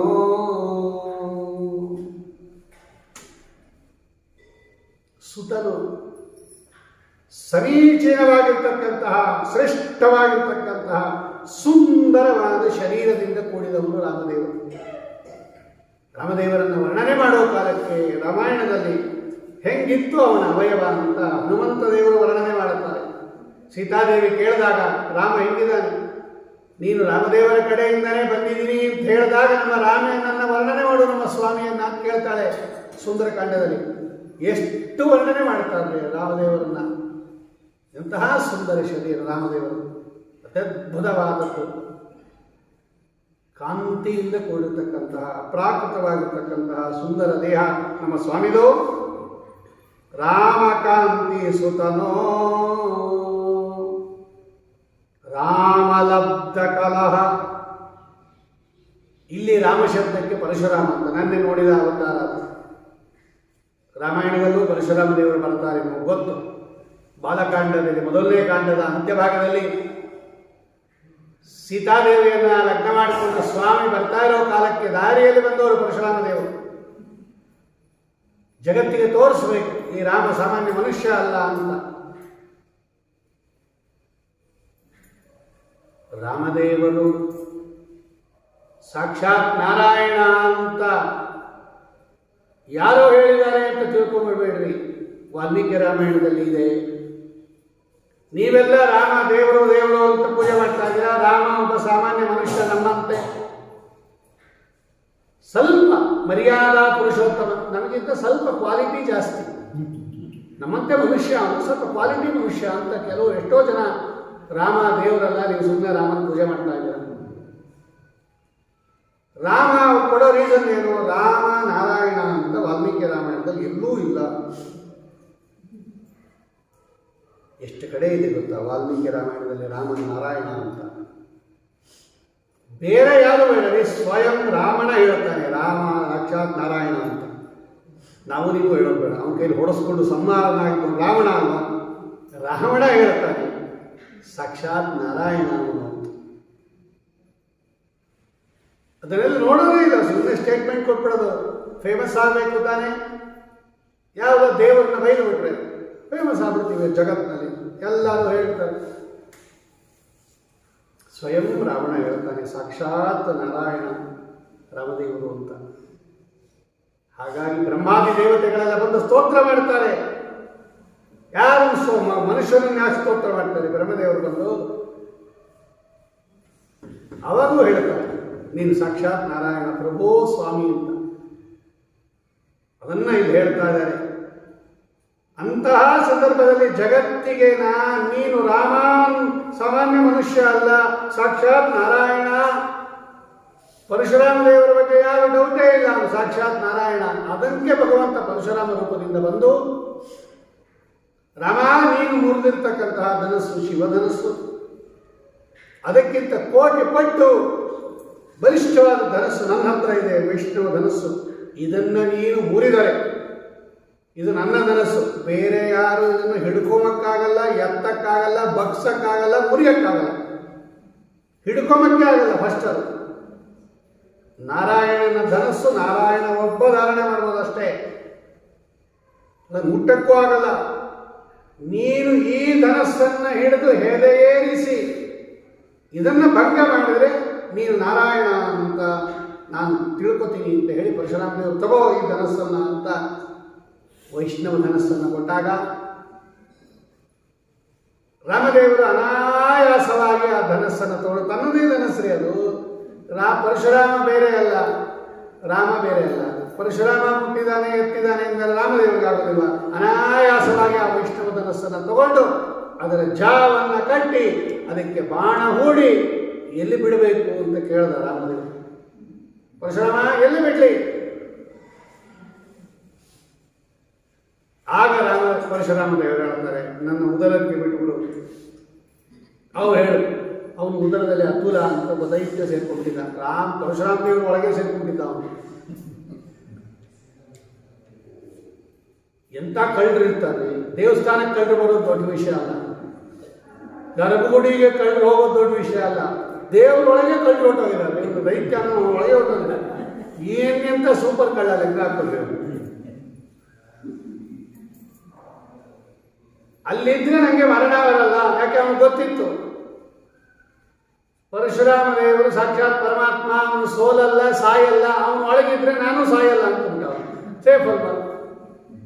ಅವನು ಒಳಗೋಗಿ ಸೇರ್ಕೊಂಡು ಭಗವಂತ ನೋಡ್ದ. ಆ ರಾಮದೇವ್ರಿಗೆ ಹೇಳ್ದ, ಇಲ್ಲಿ ಬಿಡು, ನನ್ನ ಉದರಕ್ಕೆ ಬಾಣ ಬಿಡು ಅಂದ ರಾಮದೇವ್ರಿಗೆ, ಪರಶುರಾಮ ದೇವರು. ಆಗ ಪರಶುರಾಮ ದೇವರು ಹೇಳಿದ್ರು, ಲೇ ಅತುಲ, ಆರಾಮಾಗಿದ್ದಿ ಇಷ್ಟು ದಿವಸ, ಈಗ ನೋಡು ರಾಮನ ಬಾಣ ಬರ್ತಾ ಇದೆ, ನಾನು ಸತ್ತೋಗ್ತೀನಿ, ನೀನು ಅಲ್ಲೇ ಇದ್ರೆ ನೀನು ಸತ್ತೋಗ್ತೀಯ, ಬೇಗ ತಪ್ಪಿಸ್ಕೊ ಅಂತ ಹೊರಗಡೆ ಬಂದ್ಬಿಟ್ಟ. ಎಂಥ ಮಂಕುಬೂದಿ ಎರಚ್ತಾನೆ ಗೊತ್ತಾ ಭಗವಂತ. ಅವನು ಸಾಯಲ್ಲ ಸೋಲಲ್ಲ ಅಂತಾನೆ ಅವನು ಒಳಗಡೆ ಇದ್ದಿದ್ದು. ಇದಕ್ಕೆ ಧಿಯೋ ಯೋನಃ ಪ್ರಚೋದಯ. ಭಗವಂತ ಯಾವ ಕಾಲಕ್ಕೆ ಏನು ಪ್ರಚೋದನೆ ಮಾಡ್ತಾನೆ ಬುದ್ಧಿ ಯಾರಿಗೇನು ಗೊತ್ತು. ಇಷ್ಟು ದಿವಸ ಆರಾಮಾಗಿದ್ದು ಅವನು ಹೊರಗೆ ಬಂದ್ಬಿಟ್ಟ, ಬಿತ್ತು ಬಾಣ ಬಂದು ರಾಮದೇವರಿಗೆ. ಆಚೆ ಕಡೆ ಬಂದ ತಕ್ಷಣ ಬಿತ್ತು, ಸತ್ತೋದ. ಆಗ ಪರಶುರಾಮ ದೇವರು ಎಲ್ಲರಿಗೂ ಗೊತ್ತಾಗೋ ಹಾಗೆ ನೀನು ಸಾಕ್ಷಾತ್ ನಾರಾಯಣ ಅಂತ ಹೇಳಿ ರಾಮದೇವರ ಒಳಗೆ ತಾವು ಪ್ರವೇಶ ಮಾಡಿ ಒಂದಾಗಿ ನಾನು ರಾಮ ಒಂದೇ ಅಂತ ಐಕ್ಯವಾಗಿ ಮತ್ತೆ ಹೊರಗೆ ಬರ್ತಾರೆ ಅಂತ ಶ್ರೀಮದ್ ಆಚಾರ್ಯರು ಬರೀತಾರೆ. ಇದನ್ನು ಹೇಳ್ತಾರೆ ರಾಮಲಬ್ಧ ಕಲಹ. ಪರಶುರಾಮ ದೇವರ ಜೊತೆಯಲ್ಲಿ ಮೇಲ್ನೋಟಕ್ಕೆ ಜಗಳ ಆಡುವಂತೆ ಮಾಡಿದಂತಹ ಸ್ವಾಮಿ ಭಗವಂತನ ಎರಡು ರೂಪಗಳಲ್ಲಿ ಯಾವ ವ್ಯತ್ಯಾಸವೂ ಇಲ್ಲ. ನಷ್ಟಾನತೋಪಿ ಪರಸ್ಯ ಉಭಯಲಿಂಗಂ ಸರ್ವತ್ರ ಹಿ. ನಮ್ಮನ್ನೇ ಹೇಳಿದ್ದೀವಿ, ಭಗವಂತನ ಯಾವ ರೂಪಕ್ಕೂ ಕಿಂಚಿತ್ತು ಭೇದವನ್ನು ತಿಳಿಯಬೇಡ್ರಿ, ಎಲ್ಲ ರೂಪವೂ ಒಂದೇ. ಆಕಾರ, ಬಣ್ಣ, ಹೆಸರು, ಆಯುಧ ಇದು ಬೇರೆ ಇರ್ಬೋದು, ಆದರೆ ಒಳಗಡೆ ಇರತಕ್ಕಂತಹ ಸ್ವಾಮಿ ಭಗವಂತ ಎಲ್ಲವೂ ಗುಣಪೂರ್ಣ ದೋಷದೂರ ರೂಪಗಳು. ಅದನ್ನು ಜಗತ್ತಿಗೆ ತೋರ್ಸಕ್ಕೋಸ್ಕರವಾಗಿ ರಾಮ ಪರಶುರಾಮ ದೇವರ ಜೊತೆಯಲ್ಲಿ ಲಬ್ಧ ಹೊಂದಿರತಕ್ಕಂತಹ ಪ್ರಾಪ್ತವಾದ ಕಲಹ ಜಗಳದ ನೆಪದಿಂದ ಉತ್ಕೃಷ್ಟವಾಗಿರ್ತಕ್ಕಂತಹ ರೀತಿಯಲ್ಲಿ ಅನುಗ್ರಹವನ್ನು ಮಾಡತಕ್ಕಂತಹ ಸ್ವಾಮಿ. ಆಮೇಲೆ ಸ್ವಾರಾಮವರ್ಯ ರಿಪು ವೀರಾಮಯಾಬ್ಧಿಕರ. ಸ್ವರ್ಲೋಕ ಅಂದರೆ ಸ್ವರ್ಗಲೋಕ, ಸ್ವ ಆರಾಮ ಅಂದರೆ ಸ್ವರ್ಗವೇ ಲೋಕವಾಗಿ ಉಳ್ಳಂತಹ, ಸ್ವರ್ಗದಲ್ಲಿ ವಿಹಾರ ಮಾಡತಕ್ಕಂತಹ ದೇವತೆಗಳೇನಿದ್ದಾರೆ ಅವರಿಗೆ ಸ್ವಾರಾಮ ಅಂತ ಕರೀತಾರೆ. ರಾಮ ಅಂದರೆ ವಿಹಾರ ಮಾಡೋದು, ಸ್ವರ್ ಅಂದರೆ ಸ್ವರ್ಗಲೋಕ. ಸ್ವರ್ಗಲೋಕದಲ್ಲಿ ವಿಹಾರ ಮಾಡತಕ್ಕಂಥವರು ದೇವತೆಗಳು. ಅವರ ವರ್ಯ, ಆ ದೇವತೆಗಳಿಗೆ ವರ್ಯ ಅಂದರೆ ಶ್ರೇಷ್ಠನಾಗಿರ್ತಕ್ಕಂಥವನು ಇಂದ್ರದೇವರು. ಆ ಇಂದ್ರದೇವರಿಗೆ ಶ್ರೀಪು ಅಂದರೆ ಶತ್ರುಗಳಾಗಿರ್ತಕ್ಕಂತಹ, ಇಂದ್ರದೇವರಿಗೆ ಶತ್ರುಗಳಾಗಿರ್ತಕ್ಕಂತಹ ಅನೇಕ ದೈತ್ಯರುಗಳನ್ನು ಅವರನ್ನು ನಾಶ ಮಾಡತಕ್ಕಂಥದ್ದು ವೀರಾಮ. ಈ ಯಾರ್ಯಾರು ಇಂದ್ರದೇವರಿಗೆ ಶತ್ರುಗಳಾಗಿದ್ದಾರೋ ಅವರೆಲ್ಲರ ವೀರಾಮಯ. ಆಮಯ ಅಂದರೆ ಸಂಸ್ಕೃತದಲ್ಲಿ ರೋಗಗಳು, ಆಮಯ ಅಂದರೆ ರೋಗ. ಅಂದರೆ ಏನಾಯ್ತು ಇವಾಗ, ಸ್ವರ್ಗದಲ್ಲಿ ವಿಹಾರ ಮಾಡುವ ದೇವತೆಗಳಿಗೆ ಸ್ವಾಮಿಯಾದ ಇಂದ್ರದೇವರಿಗೆ ಶತ್ರುಗಳಾದ ದೈತ್ಯರಿಗೆ ಮನೋರೋಗವನ್ನು ತಂದುಕೊಟ್ಟವನು ಶ್ರೀರಾಮಚಂದ್ರ ದೇವರು. ನೋಡಿ, ಲಕ್ಷ್ಮಣನಿಗೆ ಮನಸ್ಸಿಗೆ ಆನಂದವನ್ನು ತಂದುಕೊಟ್ಟರೆ, ದೈತ್ಯರು ಅನ್ನತಕ್ಕಂಥವರಿಗೆಲ್ಲ ಮನಸ್ಸಿಗೆ ರೋಗವನ್ನು ತಂದುಕೊಟ್ಟವರು. ಮನೋರೋಗ, ಮನಸ್ಸಿಗೆ ಬಂದ ರೋಗ ಹೋಗದೇ ಇಲ್ಲ, ದೇಹಕ್ಕೆ ಬಂದ ರೋಗ ಹೋಗತ್ತೆ, ಮನೋರೋಗಕ್ಕೆ ಮದ್ದಿಲ್ಲ. ಅವರಿಗೆಲ್ಲ ಆಲೋಚನೆ ಆಗುತ್ತಂತೆ, ಏನು ಮಾಡೋದು ಏನು ಮಾಡೋದು ಏನು ಮಾಡೋದು, ಈ ರಾಮ ಇದನ್ನಲ್ಲ, ಏನು ಮಾಡೋದು ಏನು ಮಾಡೋದು. ಅವರ ಪಾಲಿಗೆ ಯಮ ಅವನು. ಯಮನೆಲ್ಲೂ ಕಾಣನೆಂದು ಹೇಳಬೇಡ, ಯಮನೇ ಶ್ರೀರಾಮಚಂದ್ರ ಸಂದೇಹ ಬೇಡ ಅಂತಾನೆ. ದೈತ್ಯರಿಗೆ ಯಮ, ನಮಗೆ ರಾಮ. ಮಾರೀಚನ ಹತ್ರ ಬಂದ ರಾವಣ. ಏನಾದರೂ ಮಾಡಿ ಆ ಸೀತೆಯನ್ನು ನೀನು ಅಪಹಾರ ಮಾಡ್ಕೊಂಡ್ಬಿಡು, ಲೋಕೋತ್ತರ ಸುಂದರಿ ಅವಳನ್ನು ನೀನು ವಶ ಮಾಡ್ಕೊಂಡ್ಬಿಡು ಅಂತ ಈ ಶೂರ್ಪಣಿಗೆ ಹೋಗಿ ಅಣ್ಣಂಗೆ ಬೋಧಿಸ್ಬಿಟ್ಲು. ಇನ್ನೋಡು ನನ್ನ ಸ್ಥಿತಿ ಹೆಂಗಾಗಿದೆ, ಮೂಗು ಕಿವಿ ಎಲ್ಲ ಕತ್ತರಿಸ್ಕೊಂಡು ನಾನು ಅಳ್ತಾ ಇದ್ದೀನಿ, ನೀನು ಸತ್ತೋನಂತೆ ಬಿದ್ದಿದೆಯಾ ಇಲ್ಲಿ ಅಂತ ಬೈತಾಳೆ ಅವಳು. ಅವಳು ಹೇಳ್ಕೊಟ್ಟಿದ್ದು, ನೀನು ನೋಡ್ಬೇಕಾ ರಾಮನ ಹೆಂಡತಿಯನ್ನು, ಸೀತಾದೇವಿಯನ್ನು, ಲೋಕೋತ್ತರ ಸುಂದರಿ ಅವಳು ನಿನ್ನ ವಶವಾಗಬೇಕು. ಅವಳು ಏನಾದರೂ ಮಾಡಿ ಅವಳು ಸೀತೆಯನ್ನು ವಶ ಮಾಡ್ಕೋ. ಆಯ್ತು ಅಂತ ಹೇಳಿ ಅವನು ಪ್ಲಾನ್ ಹಾಕ್ಕೊಂಡು ಮಾರೀಚನ ಹತ್ರ ಬರ್ತಾನೆ. ಮಾರೀಚ ತಪಸ್ಸು ಮಾಡ್ತಾ ಕೂತಿದ್ದ. ಬಂದ, ಎದ್ದು ನಿಂತ್ಕೊಂಡು ನಮಸ್ಕಾರ ಮಾಡ್ದ ರಾವಣನಿಗೆ. ಏನು ನಿನ್ನಿಂದ ಒಂದು ಕೆಲಸ ಆಗಬೇಕು. ಏನು ಅಂದರ ಮಾರೀಚ, ನೀನು ಹೇಗಿದ್ರು ಮಾಯಾವಿ ಮಾರೀಚ, ಮಹಾಮಾಯಾವಿ, ಯಾವ ರೂಪ ಬೇಕಾದ್ರೂ ತಗೋತಕ್ಕಂಥವ್ರು. ನೀವೊಂದು ಕೆಲಸ ಮಾಡಬೇಕು, ಒಂದು ಬಂಗಾರದ ಜಿಂಕೆಯ ರೂಪ ತಗೋದು. ಇಡೀ ದೇಹ ಬಂಗಾರದ್ದು, ಅಲ್ಲಲ್ಲಲ್ಲಲ್ಲಲ್ಲೇ ನವರತ್ನದಿಂದ ಸ್ವರ್ಣಮಯ ಜಿಂಕೆ, ಬಂಗಾರದ ಜಿಂಕೆ, ಅಲ್ಲಲ್ಲಲ್ಲೇ ಮುತ್ತು ರತ್ನ ಹವಳಗಳಿಂದ ಹೊಳಿತಾ ಇರುತ್ತೆ ಲಕಲಕಲಕ ಅಂತ. ಆ ರೂಪವನ್ನು ತಗೊಂಡು ನೀನು ಸೀತಾದೇವಿಯ ಮುಂದೆ ಓಡಾಡಬೇಕು. ಸೀತಾದೇವಿ ನೀನು ಬೇಕು ಅಂತ ಕೇಳ್ತಾಳೆ, ಆ ಮಾಯಾಜಿಕ್ಕೆ ನಂಗೆ ಬೇಕು ಅಂತಾಳೆ. ಆಗ ರಾಮ ಅಟ್ಟಿಸ್ಕೊಂಡ್ಬರ್ತಾನೆ. ನೀನು ಓಡಬೇಕು, ರಾಮನ ಕೈಗೆ ಸಿಗದೇ ಇರೋಕ್ಕೆ ಓಡಬೇಕು. ಆ ರೋಮನನ್ನು ತುಂಬ ದೂರ ಕರ್ಕೊಂಡು ಹೋಗುದು. ಸಂದರ್ಭದಲ್ಲಿ ನಾನು ಇಲ್ಲಿ ಹೋಗಿ ಸೀತೆಯನ್ನು, ಲಕ್ಷ್ಮಣನನ್ನು ಕಳಿಸ್ಬಿಡ್ತಾನೆ. ನಿಮಗೆ ರಾಮ ಬಾಣ ಬಿಡ್ತಾನೆ. ನೀನು ರಾಮದೇವರ ಧ್ವನಿಯನ್ನೇ ಅನುಕರಿಸಿ ಹಾ ಸೀತಾ ಹಾ ಲಕ್ಷ್ಮಣ ಅಂತ ಸತ್ತೋಗು. ಈ ಸೀತಾದೇವಿ ರಾಮನಿಗೇನೋ ತೊಂದರೆ ಬಂದಿದೆ ಅಂತ ಲಕ್ಷ್ಮಣನನ್ನು ಕಳಿಸ್ಬಿಡ್ತಾಳೆ. ಒಂಟಿಯಾಗಿರ್ತಾಳೆ. ನಾನು ಹೋಗಿ ಅಪಹಾರ ಮಾಡ್ಕೊಂಡ್ಬರ್ತೀನಿ. ಇದು ಪ್ಲಾನ್, ಮಾಸ್ಟರ್ ಪ್ಲಾನ್ ಅಂದ ರಾವಣ. ಮಾರೀಚ ಹೇಳ್ತಾನೆ, ನಿನಗೆ ಇನ್ನು ಸ್ವಲ್ಪ ಬದುಕಿರಬೇಕು ಅಂತ ಆಸೆ ಇದೆ ತಾನೇ? ನೀನು ಬದುಕಿರಬೇಕು ಅಂತ ಆಸೆ ಇದ್ರೆ ಈ ಪ್ಲಾನ್ ಇವತ್ತೇ ಹರಿದಾಕ್ಬಿಡು, ಬೇಡ ಅಂತ. ನಾನು ಈಗಲೂ ಹೇಳ್ತಾ ಇದ್ದೀನಿ, ಇದೆಲ್ಲ ಇಂಥ ತಂಟೆ ಮಾಡಕ್ಕೆ ಹೋಗಬೇಡ ರಾಮನ ಹತ್ರ. ಯಾಕೆ ಅಂದರೆ ನಂಗೆ ಗೊತ್ತು ಅದು ಮರ್ಮ. ನಾನೀಗಾಗಲೇ ಒಂದ್ಸಲ ರಾಮದೇವರ ಬಾಣದ ರುಚಿ ನೋಡಿದ್ದೀನಿ ನಾನು. ಮಾರೀಚ ಹೇಳ್ತಾನೆ, ಊನ ಷೋಡಶ ವರ್ಷೀಯ, ಇನ್ನೂ 16 ವರ್ಷ ಆಗಿರಲಿಲ್ಲ ಆವಾಗ ರಾಮದೇವರಿಗೆ ವಿಶ್ವಾಮಿತ್ರ ಋಷಿಗಳ ಯಜ್ಞವನ್ನು ಭಂಗ ಮಾಡಕ್ಕೆ ಹೋದಾಗ. ಇನ್ನ 16 ವರ್ಷದ ಇನ್ನ ಚಿಕ್ಕ ವಯಸ್ಸಿನಲ್ಲೇ ರಾಮದೇವರು ಬಿಟ್ಟ ಬಾಣ ಈಗಲೂ ನೋವಾಗ್ತಾ ಇದೆ ನನಗೆ. ಈಗ ಒಳ್ಳೆ ಶಕ್ತಿಯಿಂದ ಕೂಡಿರ್ತಕ್ಕಂತಹ 32 ವರ್ಷ ರಾಮದೇವರಿಗೆ. ಇನ್ನೆಷ್ಟು ಶಕ್ತಿ ಇರಬೇಕು ಅವನ ತಟ್ಟೆಗೆ ಹೋಗಬೇಡ. ಈಗಲೂ ನನಗೆ ರಾಮ ಅಂದ್ರೆ ಅಲ್ಲ, ರಾಮ್ನೇ ಹೆದರ್ಕೊಂಡ್ಬಿಡೋದಂತ್ರಿ ಅವನು. ರಾಗಿ ಅಂದ್ರೂ ಹೆದರ್ಕೊಂಡ್ಬಿಡೋದಂತವ್ರು. ರಾಮ ಬೇಡ, ರಾ ಅಂತ ಶುರು ಮಾಡಿದ್ರೆ ಹೆದರ್ಕೊಂಡ್ಬಿಡೋದಂತವ್ರು. ನೀ ಏನು ಬೇರೆ ಹೇಳು, ರಕಾರದಿಂದ ಪ್ರಾರಂಭ ಆಗುವ ಅಕ್ಷರ ಪದ ಹೇಳಿದ್ರೆ ನನಗೆ ನಡಗತ್ತೆ. ಇನ್ನೂ ಬದುಕಿರಬೇಕು ಒಂದು ಸ್ವಲ್ಪ ದಿನ ಅಂದರೆ ರಾಮ ತಟ್ಟೆಗೆ ಹೋಗಬೇಡ, ನಂಗೆ ಗೊತ್ತು ಅಂತ. ನೋಡ, ಮನಸ್ಸಿಗೆ ರೋಗ ಬಂದ್ಬಿಟ್ಟಿದೆ. ಇದನ್ನು ಹೇಳ್ತಾರೆ ವಾದಿರಾಜ ಸ್ವಾಮಿಗಳು. ಇದನ್ನು ಹೇಳ್ತಾ ಇದ್ದಾರೆ ಅವರು. ಸ್ವಾರಾಮವರಿಯರಿಪು ವೀರಾಮಯರ್ಧಿಕರ. ಅಂತಹ ದೈತ್ಯರಿಗೆ ಎಲ್ಲ ಮನೋರೋಗವನ್ನು ತಂದುಕೊಟ್ಟಿರ್ತಕ್ಕಂಥ, ರಾವಣನಿಂದ ಹಿಡಿದು ಎಲ್ಲರಿಗೂ ಮನೋರೋಗವನ್ನು ತಂದುಕೊಟ್ಟಿರ್ತಕ್ಕಂತಹ, ಒಳ್ಳೆ ಉತ್ಕೃಷ್ಟವಾಗಿರ್ತಕ್ಕಂಥ, ಅದು ಏನು ಮನೋರೋಗವನ್ನು ವೃದ್ಧಿ ಮಾಡತಕ್ಕಂತಹ ಅರ್ಧಿ, ಆಮಯಾರ್ಧಿಕರ. ಅರ್ಧಿ ಅಂದರೆ ವೃದ್ಧಿ, ಆಮಯ ಅಂದರೆ ರೋಗ. ಆ ರೋಗವನ್ನು ಉದ್ಧಾರ ಮಾಡತಕ್ಕಂತಹ ಚೀರಾಮಲಾವೃತ ಕಟೆ, ಅಮರ ಚೀರ ಆವೃತ ಕಟೆ. ಚೀರ ಅಂದರೆ ನಾರುಮಣಿ, ಅಮಲ ಚೀರ ಶುದ್ಧವಾಗಿರ್ತಕ್ಕಂತಹ ನಾರುಮಣಿಯನ್ನ ಆವೃತ ಸುತ್ತುವರೆದಿರ್ತಕ್ಕಂತಹ, ಕಟ ಅಂದರೆ ಕಟಿ ಪ್ರದೇಶ, ಸೊಂಟ. ಅಂತಹ ಆ ವನವಾಸಕ್ಕೆ ಹೋಗಿರ್ತಕ್ಕಂತಹ ಸಂದರ್ಭದಲ್ಲಿ ಸ್ವಾಮಿ ಒಳ್ಳೆ ಉತ್ಕೃಷ್ಟವಾಗಿರ್ತಕ್ಕಂತಹ ರೀತಿಯಲ್ಲಿ ನಾರುಮಣಿಯನ್ನು ಧಾರಣೆ ಮಾಡಿರ್ತಕ್ಕಂಥವ್ರು. ಚೀರಾಮಲಾವೃತ ಕಟೆ. ಏನು ಉಟ್ಕೊಂಡ್ರು ಭಗವಂತ ಚೆನ್ನಾಗಿರ್ತಾನಂತ್ರಿ. ಮನುಷ್ಯ ಚೆನ್ನಾಗಿದ್ರೆ ಏನು ಉಟ್ಕೊಂಡು ಚೆನ್ನಾಗಿರ್ತಾನೆ. ಇವನೇ ಸೊಟ್ಟ ಪಟ್ಟ ಇದ್ರೆ ಏನ್ ಪೀತಾಂಬರ ಉಟ್ಕೊಂಡ್ರು ಹಂಗೆ ಇರ್ಬೋದು. ಆ ರಾಮಾಯಣದಲ್ಲೇ ಇದೆ. ಮಂಥರ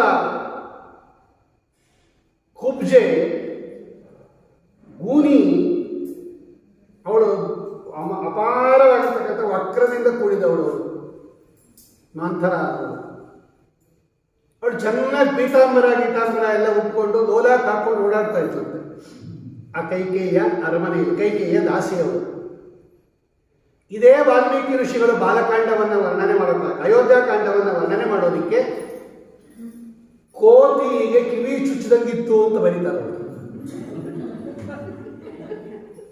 ಒಂದು ಕೋತಿಗೆ ಕಿವಿ ಚುಚ್ಚಿ ಲೋಲಾಕ್ ಹಾಕಿದ್ರೆ ಹೆಂಗಿರುತ್ತೋ ಹಂಗಿತ್ತು ಅವಳು. ಏನ್ ಚೆನ್ನಾಗಿದೆ ಗೊತ್ತಾ ವಾಲ್ಮೀಕಿ ರಾಮಾಯಣ. ಅದೇನೋ ದೇವರ ದಯ. ನಾನು 6 ವರ್ಷದಿಂದ ಹೇಳ್ತಾ ಇದ್ದೀನಿ ಕುಂಟೇನಿ ನೋಡ್ರಿ ರಾಮಾಯಣ.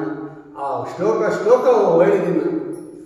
6 ವರ್ಷ ಆಯ್ತು ನಾನು ರಾಮಾಯಣ ಪ್ರಾರಂಭ ಮಾಡಿ. ಇನ್ನೊಂದೇ ಕಾಂಡ ಕಡೆಯದು ರಾವಣ ಸಂಹಾರನೂ ಆಗೋದು. ಉತ್ತರ ಕಾಂಡ ಒಂದು ಉಳ್ಕೊಂಡಿದೆ. ಇವತ್ತಿತ್ತು ಯುದ್ಧಕಾಂಡದ ಸಮರ್ಪಣೆ ಮಂಡಾಕೇರಿ ಸ್ವಾಮಿಗಳ ಅಧ್ಯಕ್ಷತೆಯಲ್ಲಿ ಇವತ್ತಿತ್ತು. ಅವರು ಸ್ವಾಮಿಗಳು ಬೇರೆ ಕಾರ್ಯಕ್ರಮಕ್ಕೆ ಪೂನಾಗೆ ಹೊರಟಿದ್ದರಿಂದ ಇವತ್ತು ರದ್ದಾಯಿತು. ಮುಂದೆ 20ನೇ ತಾರೀಕಿದೆ ಅದು. ಒಂದೊಂದು ಕಾಂಡ ಮಂಗಳ ಮಾಡವಾಲು ಒಬ್ಬೊಬ್ಬ ಸ್ವಾಮಿಗಳು ಬಂದಿದ್ದಾರೆ. ಸುವಿದ್ಯೇಂದ್ರ ಬಂದಿದ್ದಾರೆ. ಪೇಜಾವರದ ದೊಡ್ಡ ಸ್ವಾಮಿಗಳು ಒಂದ್ಸಲ ಬಂದಿದ್ರು. ಅಯೋಧ್ಯಾಕಾಂಡ ಸಮಾಪ್ತಿ ಮಾಡುವಾಗ ಪೇಜಾವರ ಸ್ವಾಮಿಗಳು ದೊಡ್ಡವರಿದ್ರಲ್ಲ ಅವರು ಬಂದಿದ್ರು. ಭೀಮನಕಟ್ಟೆ ಸ್ವಾಮಿಗಳು ಬಂದಿದ್ರು. ಸುವಿದ್ಯೇಂದ್ರ ತೀರ್ಥರು 2 ಸಲ ಬಂದಿದ್ರು. ಈಗ ಮಂಡಾಕೇರಿ ಸ್ವಾಮಿಗಳು ಬರ್ತಾರೆ. ಉತ್ತರಾದಿ ಮಠವರು ಮಹಾಮಂಗಳಕ್ಕೆ ಉತ್ತರಾದಿ ಮಠವರು ಬರ್ತಾರೆ. ಅವರ ಅಧ್ಯಕ್ಷತೆಯಲ್ಲಿ ಉಪನ್ಯಾಸ ಇದೆ ನಂದು. ವಾಲ್ಮೀಕಿ ರಾಮಾಯಣ ಮಹಾಮಂಗಳ ಚೈತ್ರ ಮಾಸದಲ್ಲಿ ಮುಂದೆ ಇಲ್ಲಿ ರಾಮಾಯಣಕ್ಕೆ ಬರ್ತಾರಲ್ಲ ಅವರು ಕೋರ್ಟ್ ಹೈಸ್ಕೂಲಲ್ಲಿ ಆವಾಗ ಮಾಡಬೇಕು ಅಂತಿದ್ದಾರೆ. ಅವರು ಒಪ್ಕೊಂಡಿದ್ದಾರೆ ಬರ್ತೀನಿ ಅಂತ. ಅದೇನಾಯ್ತು ನನಗೆ ಅಂದರೆ ಅಷ್ಟು ಶ್ಲೋಕಗಳನ್ನ ಎಷ್ಟೆಷ್ಟೋ ದಿವಸ ಹೇಳಿದ್ದೀನಿ. ಒಂದೊಂದು ಕಾಂಡನು ಎಷ್ಟೆಷ್ಟೋ ದಿವಸ ಹೇಳಿದ್ದೀನಿ ನಾನು. ಅಲ್ಲಿರೋ ಶ್ಲೋಕಗಳೆಲ್ಲ ಹಂಗೇ ತಲೆಗೆ ಓಡ್ತಾ ಇರುತ್ತೆ ನನಗೆ. ಅದಕ್ಕೆ ಜ್ಞಾಪಕ ಇರುತ್ತೆ. ಆ ಬಾಲಕಾಂಡ ಅಯೋಧ್ಯಾಕಾಂಡದಲ್ಲಿ ಹಿಂಗೆ ವರ್ಣನೆ ಮಾಡ್ತಾರೆ. ಆ ಮಂಥರೆಯನ್ನು ವರ್ಣನೆ ಮಾಡುವಾಗ ಅಂದರೆ ದೇಹನೇ ಚೆನ್ನಾಗಿಲ್ಲದೆ ಇದ್ದಾಗ ಆಭರಣ ಏನು ಹಾಕ್ಕೊಂಡ್ರು ಕೂಡ ಈ ಕೋತಿಗೆ ಕಿವಿ ಚುಚ್ಚಿದಂಗೆ ಇರುತ್ತೆ. ಆದರೆ ರಾಮದೇವರಿಗೆ ಯಾವ ಆಭರಣ ಬೇಡ. ಯಾಕೆಂದರೆ ರಾಮದೇವರೇ ಆಭರಣಕ್ಕೆ ಆಭರಣ. ಆಭರಣಗಳಿಗೆಲ್ಲ ಹೊಳಪು ಬಂದ್ಬಿಡೋದಂತ್ರಿ ರಾಮದೇವರು ಧಾರಣೆ ಮಾಡಿದರೆ.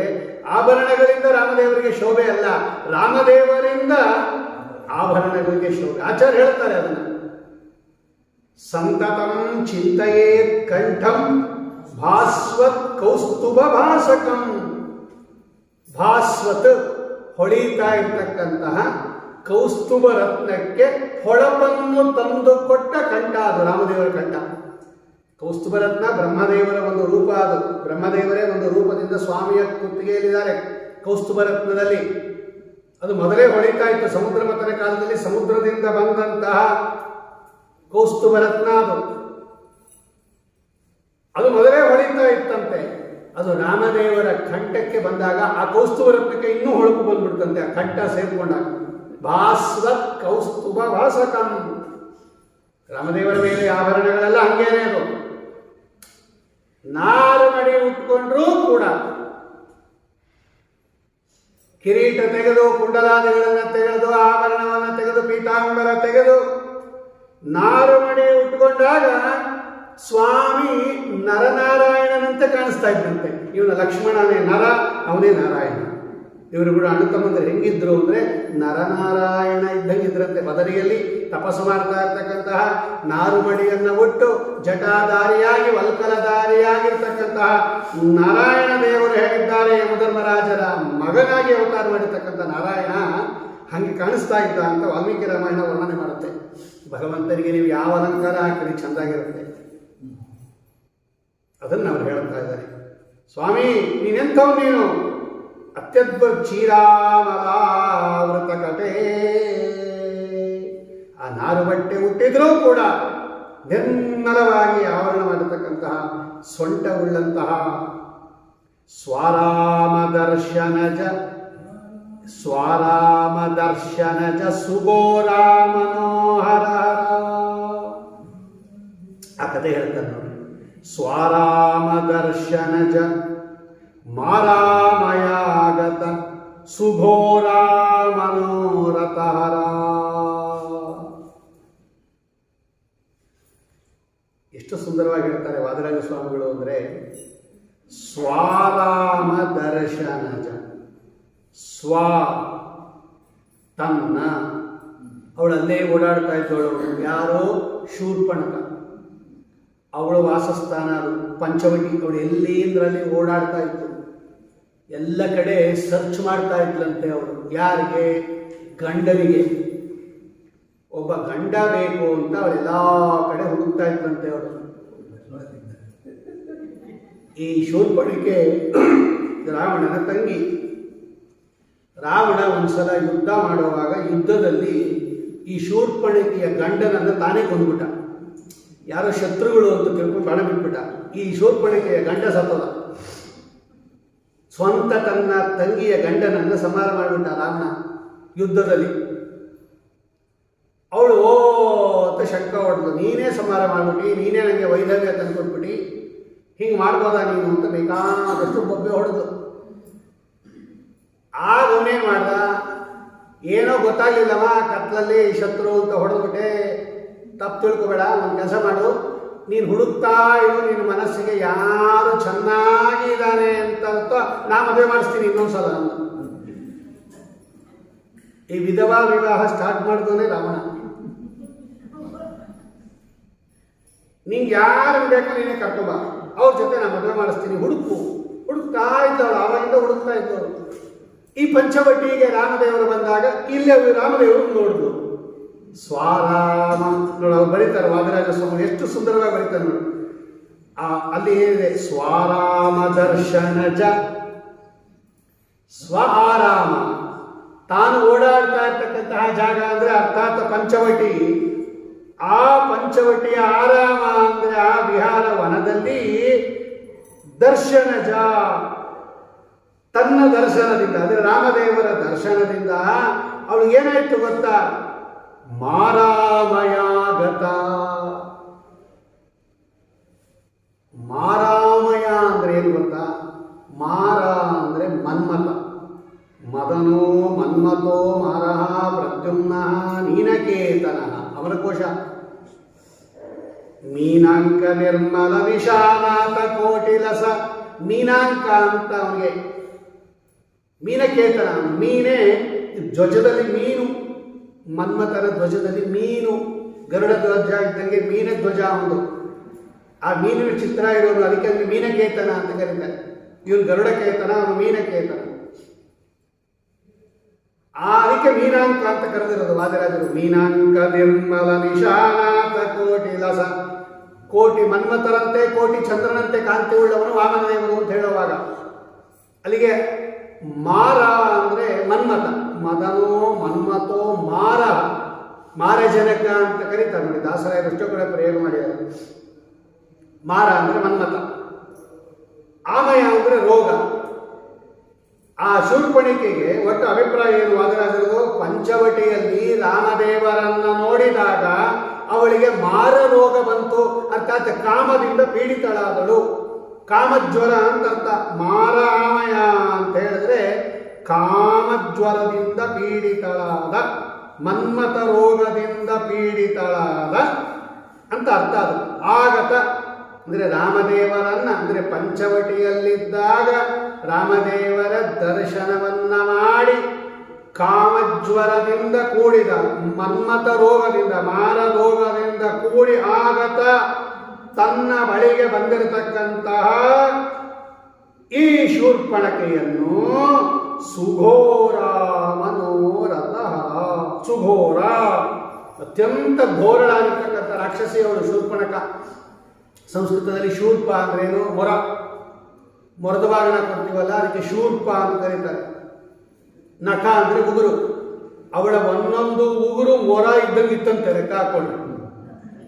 ಅದಕ್ಕೆ ಅವಳು ಶೂರ್ಪನಖ, ಶೂರ್ಪನಖಿ ಅಂತ ಕರೆಯೋದು. ಒಂದು ಉಗುರೇ ಅವಳಿಗೆ ಮೊರ ಇದ್ದಂಗೆ ಇತ್ತಂತೆ. ನಾವು ಹೊರದಲ್ಲಿ ಅಕ್ಕಿ ಹಾಕೊಂಡು ಕೇಳ್ತೀವಲ್ಲ, ಅಷ್ಟು ದೊಡ್ಡದು ಉಗುರಿತ್ತಂತೆ ಅವಳಿಗೆ. ಉಗುರು ಹಂಗಿರ್ಬೇಕಾದ್ರೆ ಬೆರಳು ಹೆಂಗಿರ್ಬೇಕು, ಬೆರಳು ಹೆಂಗಿರ್ಬೇಕಾದ್ರೆ ಕೈ ಹೆಂಗಿರ್ಬೇಕು, ಕೈ ಹೆಂಗಿರ್ಬೇಕಾದ್ರೆ ತಲೆ ಹೆಂಗಿರ್ಬೇಕು, ದೇಹ ಹೆಂಗಿರ್ಬೇಕು ಲೆಕ್ಕ ಹಾಕೊಳ್ಳಿ. ಸುಘೋರ, ಅತ್ಯಂತ ಘೋರ ರೂಪಳಾಗಿರ್ತಕ್ಕಂಥ ರಾಕ್ಷಸಿ ಅವಳು. ಆ ರಾಮದೇವರನ್ನು ನೋಡಿದ ತಕ್ಷಣ ಈ ಮನ್ಮಥ ರೋಗದಿಂದ ಪೀಡಿತಳಾಗಿ ಸುಂದರ ಯುವತಿ ವೇಷ ತಗೊಂಡ್ಬಿಟ್ಲು ಅವಳು. ಕಾಮ ಚೆನ್ನಾಗಿ ಯಾವ ರೂಪ ತಗೋಬೇಕಾದ್ರೂ ಅದು ತಗೋಬರೋರು, ಕಾಮರೂಪಿಗಳು ಅಂತಲೇ ಕರೀತಾರೆ ಅವ್ರಿಗೆ. ಸುಂದರ ವೇಷ ತಗೊಂಡು ರಾಮದೇವರ ಹತ್ರ ಬಂದು ಗಂಟನ್ನು ಹುಡುಕ್ತಾ ಇದ್ದವಳು. ರಾಮದೇವರು ನೋಡಿದ್ರು, ಮನೋಹರ ಅವನ ಸ್ವಾಮಿ, ಎಲ್ಲರ ಮನಸ್ಸನ್ನು ಅಪಹರಣ ಮಾಡೋನು, ಅವಳಿಗೆ ಆಸೆ ಆಗದೆ ಇರೋದೇನು, ನಿನ್ನನ್ನು ನಾನು ಲಗ್ನ ಮಾಡ್ಕೊಂಡ್ಬಿಡ್ತೀನಿ ಅಂತ ಬಂದವಳು. ಮನೋರಥಹರ, ಅವಳ ಮನೋರಥ ಅಪೇಕ್ಷೆ ಏನಿತ್ತು ಅದನ್ನು ಹರ ನಾಶ ಮಾಡಿದವನು ಭಗವಂತ ಅಂತ ತೋರಿಸ್ತಾ ಇದ್ದಾರೆ ಅವರು. ಸುಘೋರ ಮನೋರಥಹರ. ಸ್ವಾಮಿ ಹೇಳ್ದ, ನಾನು ರಾವಣನ ತಂಗಿ ಲೋಕೋತ್ತರ ಸುಂದರಿ, ಗಂಡನನ್ನು ಹುಡುಕ್ತಾ ಇದ್ದೀನಿ, ಹುಡುಕಿ ಸಾಕಾಯ್ತು, ಸದ್ಯ ಇವತ್ತು ಸಿಗ್ತೀನಿ, ನಿನಗಿಂತ ಶ್ರೇಷ್ಠವಾದ ವ್ಯಕ್ತಿ ಇಲ್ಲ, ನಾನು ಲಗ್ನ ನಾನು ಲಗ್ನ ಮಾಡ್ಕೋತೀನಿ ಎಂದು. ಸ್ವಾಮಿ ಸ್ವಲ್ಪ ಆಟ ಆಡ್ಸೋಣ ಇವಳ ಹತ್ರ ಅಂತ ಭಗವಂತ ಹೇಳ್ದ. ನೋಡು, ನೀನೇನೋ ಬಹಳ ಚೆನ್ನಾಗಿದೆಯಾ, ಆದರೆ ನನಗೀಗಾಗಲೇ ಮದುವೆ ಆಗೋಗ್ಬಿಟ್ಟಿದೆ. ನೋಡಿ, ಇಲ್ಲಿ ನಾನು ಹೆಂಡತಿ ಕೂತಿದ್ದಾಳೆ, ಅವಳು ಸೀತಾದೇವಿ ತೋರಿಸ್ದ, ನಂಗೆ ಲಗ್ನ ಆಗೋಗ್ಬಿಟ್ಟಿದೆ, ನೋಡಿ ಇಲ್ಲಿ ಉಳಿದಾಳೆ, ನಂಗೆ ಈಗಾಗಲೇ ಮದುವೆ ಆಗೋಗ್ಬಿಟ್ಟಿದೆ.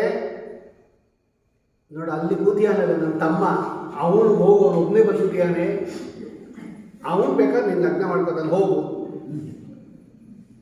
ಇವಳಿಗೆ ರಾಮನ್ನೇ ಲಗ್ನ ಮಾಡ್ಕೋಬೇಕು ಅಂತಿಲ್ಲ, ಯಾವುದೋ ಒಂದು ಗಂಡ ಸಿಕ್ಕಿದ್ರೆ ಸಾಕು ಅಂತ ಇವಳಿಗೆ. ಅಲ್ಲೊಂದು ಲಕ್ಷ್ಮಣನ ಹತ್ರ, ಇವ್ರದ್ದು ನಾಟಕ ಆಡ್ತಾ ಇದ್ದಾರೆ ಅಂತ ಗೊತ್ತಾಗಲಿಲ್ಲ, ಪೆದ್ದದು. ಲಕ್ಷ್ಮಣನ ಹತ್ರ ಕಳಿಸ್ದ ರಾಮ. ಈ ಲಕ್ಷ್ಮಣನ ಹತ್ರ ಬಂದು ಶೂರ್ಪಣಿಕೆ, ನೋಡು, ಅವನು ನಿಮ್ಮ ಅಣ್ಣ ಬೇಡ ಅಂತ, ನೀನು ಲಗ್ನ ಮಾಡ್ಕೋ ನನ್ನನ್ನ ಅಂತ. ಲಕ್ಷ್ಮಣ ರಾಮದೇವ್ರ ಕಡೆ ನೋಡ್ದ. ಸ್ವಲ್ಪ ಆಟ ಆಡ್ಸೋಣ ತಾಳು ಅಂತ ರಾಮದೇವರು.